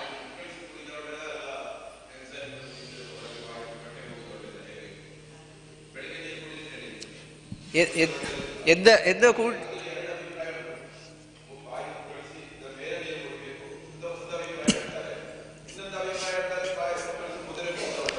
ನೀವು ಹಾಸಿಗೆಯಿಂದ ಏಳುವುದು ನೀರು ಕುಡಿಯೋದೇ ಮಾಡಬೇಕು. ಇಲ್ಲ ಏನು ಮಾಡಲಿಕ್ಕಿಲ್ಲ, ಅದು ನಿಮ್ಮ ನ್ಯಾಚುರಲ್ ಇದು, ನಿಮ್ಮ ಶರೀರಕ್ಕೆ ಅಂತ ಆಗೋದಿಲ್ಲ, ಏನು ತೊಂದರೆ ಆಗೋದಿಲ್ಲ. ಅದು ಹೊಟ್ಟೆಗೆ ಹೋದಾಗಲೇ ಅಲ್ಲಿರೋ ಕ್ರಿಮಿ ಎಲ್ಲ ಸತ್ತೇ ಹೋಗ್ತದೆ. ಯಾಕಂದರೆ ಹೊಟ್ಟೆಯಲ್ಲಿ ಬೇಕಾದಷ್ಟು ಹೈಡ್ರೋಕ್ಲೋರಿಕ್ ಆ್ಯಸಿಡ್ ಇದೆ, ಅದೆಲ್ಲ ನಿಮ್ಮ ಬ್ಯಾಕ್ಟೀರಿಯಾವನ್ನು ಕೊಂದೇ ಬಿಡ್ತದೆ. ಅದರ ಬಗ್ಗೆ ಏನು ನೀವು ಹೆದರಬೇಕಾದ ಅಗತ್ಯವೇ ಇಲ್ಲ. ಈ ಕ್ರಿಮಿ ಹೋಗಿ ಶರೀರ ರೋಗೋತ್ಪತ್ತಿ ಮಾಡ್ತದೆ ಅಂದರೆ ಖಂಡಿತ ಮಾಡೋದಿಲ್ಲ. ಕ್ರಿಮಿ ಅಲ್ಲಿ ಬಾಯಿಯಲ್ಲಿ ಇರುವಾಗಲೇ ರಕ್ತಕ್ಕೆ ಹೋಗಿ ರೋಗೋತ್ಪತ್ತಿ ಮಾಡುವುದಿದ್ರೆ, ನಮ್ಮ ಶರೀರದಲ್ಲಿ ಕೋಟ್ಯಂತರ ಬ್ಯಾಕ್ಟೀರಿಯಾ ಇದೆ, ನಮಗೇನು ರೋಗೋತ್ಪತ್ತಿ ಆಗೋದಿಲ್ಲ. ಯಾಕೆಂತೇಳಿ ನಾವು ಸಮದೋಷಾವಸ್ಥೆಯಲ್ಲಿ, ಅದಕ್ಕೆ ಸಮದೋಷ ಸಮಧಾತು ಮಲಕ್ರಿಯೆ ಪ್ರಸನ್ನಾತ್ಮೆ ಅಂದರೆ ಮನಃ ಸ್ವಸ್ಥೆತ್ಯ ವಿಧೀಯತೆ ಅಂತ. ನಾವು ಸ್ವಾಸ್ಥ್ಯ ಅಂತ ಹೇಳಿದರೆ ಇದೆಲ್ಲವೂ ಸಮಸ್ಥಿತಿಯಲ್ಲಿರಬೇಕು ಅಂತ. ನಾವು ಸಮದೋಷಾವಸ್ಥೆಯಲ್ಲಿರುವಾಗ ಅದೆಲ್ಲ ಎಂಥದ್ದು ಮಾಡೋದಿಲ್ಲ. ಇಲ್ಲದ್ರೆ ನಮ್ಮ ಶರೀರದಲ್ಲಿ, ಬಾಯಿಯಲ್ಲಿ ಮಾತ್ರ ಅಲ್ಲ, ಶರೀರದಲ್ಲಿ ಎಲ್ಲ ಕಡೆಯೂ ನೀವೀಗ ಮೈಕ್ರೋಸ್ಕೋಪ್ ನೋಡಿದರೆ ಕೋಟ್ಯಂತರ ಬ್ಯಾಕ್ಟೀರಿಯಾ ಉಂಟು. ಒಂದು ಜಸ್ಟ್ ಏರಿಯಾದಲ್ಲಿ ಕೋಟಿಗಟ್ಟಲೆ ಬ್ಯಾಕ್ಟೀರಿಯಾ ನಮಗೇನು ಮಾಡೋದಿಲ್ಲ. ಯಾಕಂದರೆ ನಮ್ಮ ಶರೀರವೇ ಬ್ಯಾಕ್ಟೀರಿಯಾ ತುಂಬಿದೆ. ಬಾಯಿಯಲ್ಲಿ ಆಗಲಿ ಇದಾಗಲಿ ಕರುಳಿನಲ್ಲಿ ಕೂಡ ಕೋಟ್ಯಂತರ ಬ್ಯಾಕ್ಟೀರಿಯಾ ಇದೆ. ನಾವು ಅದರೊಟ್ಟಿಗೆ ಜೀವಿಸುವುದು ಅಥವಾ ಅದು ನಮ್ಮೊಟ್ಟಿಗೆ ಜೀವಿಸುವುದು, ಎರಡರೂ ಹೊಂದಬಹುದು. ಅದಿಲ್ಲದೆ ನಮಗೆ ನಮ್ಮ ಜೀವನವಿಲ್ಲ. ಅದು ಈ ಇಂಟೆಸ್ಟೈನ್ ಫ್ಲೋರದಲ್ಲೇ ನಮಗೆ ನಮ್ಮ ಶರೀರಕ್ಕೆ ಬೇಕಾದ ಬ್ಯಾಕ್ಟೀರಿಯಾದಿಂದಲೇ ಎಷ್ಟೋ ಉತ್ತಮ ವಿಟಮಿನ್ಗಳು ಉತ್ಪತ್ತಿಯಾಗಿ ನಮ್ಮ ಶರೀರ ಅದರಿಂದಾಗಿ ಬೆಳೀತದೆ. ಈಗ ಅದಕ್ಕೆ ಫಾರಿನ್ನಲ್ಲಿ ಮಲದ್ದೇ ಕ್ಯಾಪ್ಸುಲನ್ನು ಕೊಡ್ತಾರೆ ಶರೀರವನ್ನು ಉತ್ಪತ್ತಿ ರೋಗ ಇಲ್ಲದಾಗೆ ಮಾಡಲಿಕ್ಕೆ. ಅದು ಕೂಡ ಫಿಕೋ ಟ್ರೀಟ್ಮೆಂಟ್ ಅಂತೇಳಿ ಫಾರಿನ್ನಲ್ಲಿ ಅವರು ಸ್ಟಾರ್ಟ್ ಮಾಡಿಬಿಟ್ಟಿದ್ದಾರೆ. ಅದು ಶರೀರದ ಫ್ಲೋರವನ್ನು, ಬ್ಯಾಕ್ಟೀರಿಯಾ ಫ್ಲೋರವನ್ನು ಮೇಂಟೈನ್ ಮಾಡಲಿಕ್ಕೆ, ಹೆಲ್ದಿ. ಅದರಿಂದ ಅದೇನು ತೊಂದರೆ ಆಗಿದೆ, ಅದು ಹೆಲ್ದಿ, ನಮ್ಮ ಶರೀರಕ್ಕೆ ಇರುವಂಥ ಬ್ಯಾಕ್ಟೀರಿಯಾದ ಏನು ತೊಂದರೆ ಆಗೋದಿಲ್ಲ, ಖಂಡಿತ ತಾನು ತಗೊಳ್ಬೋದು. ಆಯಿ ಮುಕ್ಕಳಿಸಿ ಕುಡಿದ್ರೆ ಏನು ತೊಂದರೆ ಇಲ್ಲ, ಅದು ಹಾಗೆ ಕುಡಿಬಾರ್ದು ಅಂತೇಳೇನಿಲ್ಲ.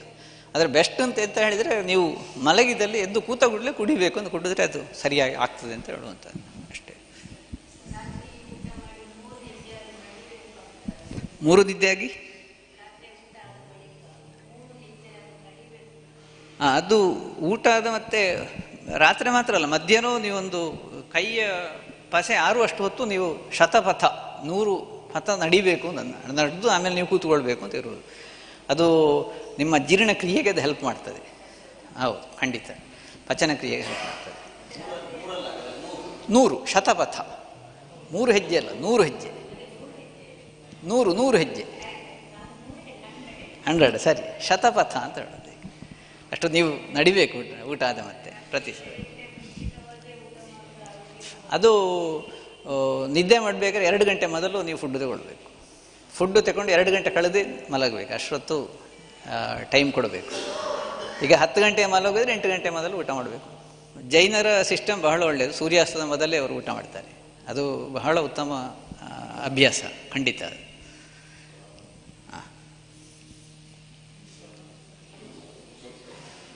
ಆಯಿತು. ಇದಕ್ಕೆ ಕಾರ್ಯಕ್ರಮಕ್ಕೆ ನನಗೆ ಆಹ್ವಾನಿಸಿ ಈ ಅವಕಾಶ ಕೊಟ್ಟದ್ದಕ್ಕೋಸ್ಕರ ಮಾಲಿಂಗೇಶ್ವರ ದೇವಸ್ಥಾನ ಕಾರ್ಯಕರ್ತರಿಗೆ ನನ್ನ ಧನ್ಯವಾದಗಳು ಹೇಳ್ತಾ ನನ್ನ 2 ಮಾತುಗಳನ್ನು ಮುಗಿಸ್ತೇನೆ. Thank you.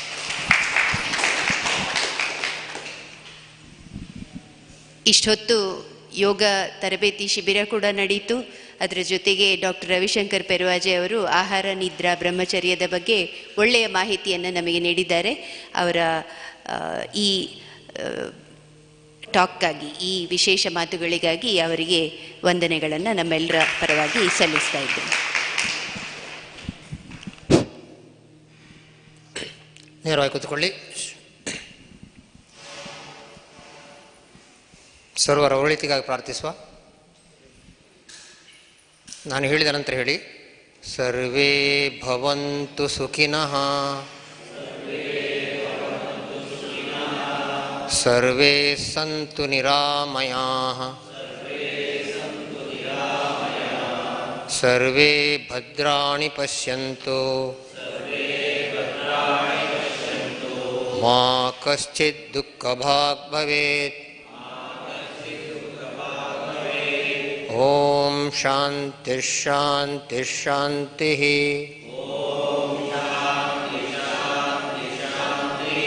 ಕೈಯಿಂದ ಕಟ್ಟಿ ಪ್ರಣಾಮ ಮಾಡಿ. ಒಂದೆರಡು ವಿಚಾರಗಳು. ಒಂದು, ಅದೇ ನೀವು ಯೋಗಾಸನ ಮಾಡಬೇಕಾದ್ರೆ ಹೆವಿ ಫುಡ್ ತೆಕ್ಕೊಂಡು 4 ಗಂಟೆ ಆದರೂ ಕಳೆದಿರಬೇಕು, ಲಘು ಆಹಾರ ತೆಕ್ಕೊಂಡು 2 ಗಂಟೆ ಆದರೂ ಕಳೆದಿರಬೇಕು. ಆಮೇಲೆ ಕೆಲವ್ರಿಗೆ ವಿಪರೀತ ಹಸಿವೆ ಆಗೋದು, ಎನರ್ಜಿ ಬೇಕು ಅಂತಾದರೆ ಹೊಟ್ಟೆ ಭಾರ ಗೊತ್ತಾಗದಾಗ ನೀವು ಏನಾದ್ರು ಭಾಳ ಲೈಟ್ ಏನಾದ್ರು ತಗೊಳ್ಬೋದು, 1-2 ಬಾಳೆಹಣ್ಣು ಏನಾದ್ರು, ಯಾಕಂದರೆ ಕೆಲವರಿಗೆ ಬೇಕಾಗ್ತದೆ ತುಂಬ ಹಸಿವೆ ಆಗುವಂಥವ್ರು ಅಂತ ತಗೊಳ್ಬೋದು. ಆಮೇಲೆ ಪ್ರತಿನಿತ್ಯ ಬರೋದು ಭಾಳ ಮುಖ್ಯ. ನೀವು 14 ದಿವಸ ಬರೋದು ದೊಡ್ಡ ವಿಷಯ ಅಲ್ಲ, ಜೀವನದಲ್ಲಿ ಇಡೀ ಅಳವಡಿಸ್ಕೊಳ್ಳೋದು ಭಾಳ ಮುಖ್ಯ. ಮತ್ತು ನಾಳೆ ಯಾರು ಬರೋದಾದ್ರು ಒಂದು 3-4 ಸೀಟ್ ಇರ್ಬೋದು ಇಲ್ಲಿ, ಅದಕ್ಕಿಂತ ಹೆಚ್ಚು ಇಲ್ಲಿ ಅವಕಾಶ ಇಲ್ಲ, ಈಗಾಗಲೇ ಫುಲ್ ಆಯ್ತು ಈಗ. ಆಮೇಲೆ ಡ್ರೆಸ್ಸು ಕೂಡ ಹಾಗೆ, ಆದಷ್ಟು ನಿಮಗೆ ಅನುಕೂಲಕರ ಡ್ರೆಸ್ಸನ್ನು, ಸಡಿಲ ಡ್ರೆಸ್ಸನ್ನು, ಮತ್ತು ಬಟ್ಟೆ ಬರೀ ಸಣ್ಣ ಬಟ್ಟೆ ಆಗೋದಿಲ್ಲ, ಅದು ನೆಲಕ್ಕೆ ಯಾವುದು ತಾಗಬಾರ್ದು, ಮುಂದೆ ಅದರ ವಿಷಯ ಹೇಳ್ತೇನೆ ನಾನು. ಆಮೇಲೆ ಪೀರಿಯಡ್ಸಲ್ಲಿ ಸ್ತ್ರೀಯರು ಯಾವುದೇ ಇದು ಕೆಲವು ಮಾಡ್ಬೋದು ಅಷ್ಟೇ, ಕೆಲವೆಲ್ಲ ಮಾಡುವಾಗಿಲ್ಲ. ಮತ್ತು ಇಲ್ಲಿ ಬಹುಶಃ ಮಾಡಲಿಕ್ಕೆ ಕೂಡ ಅವಕಾಶ ಇರಲಿಕ್ಕಿಲ್ಲ. ಮೊನ್ನೆ ಯಾರು ಕೇಳಿದ್ರು ನನ್ನ ಹತ್ರ, ನನಗೆ ಗೊತ್ತಿಲ್ಲ ಅದು. ಸರಿ, ನಾಳೆ ಎಲ್ಲರೂ 6:55 ಇಲ್ಲಿ ಸೇರುವ, ಅಲ್ಲ 5:55. ಧನ್ಯವಾದ.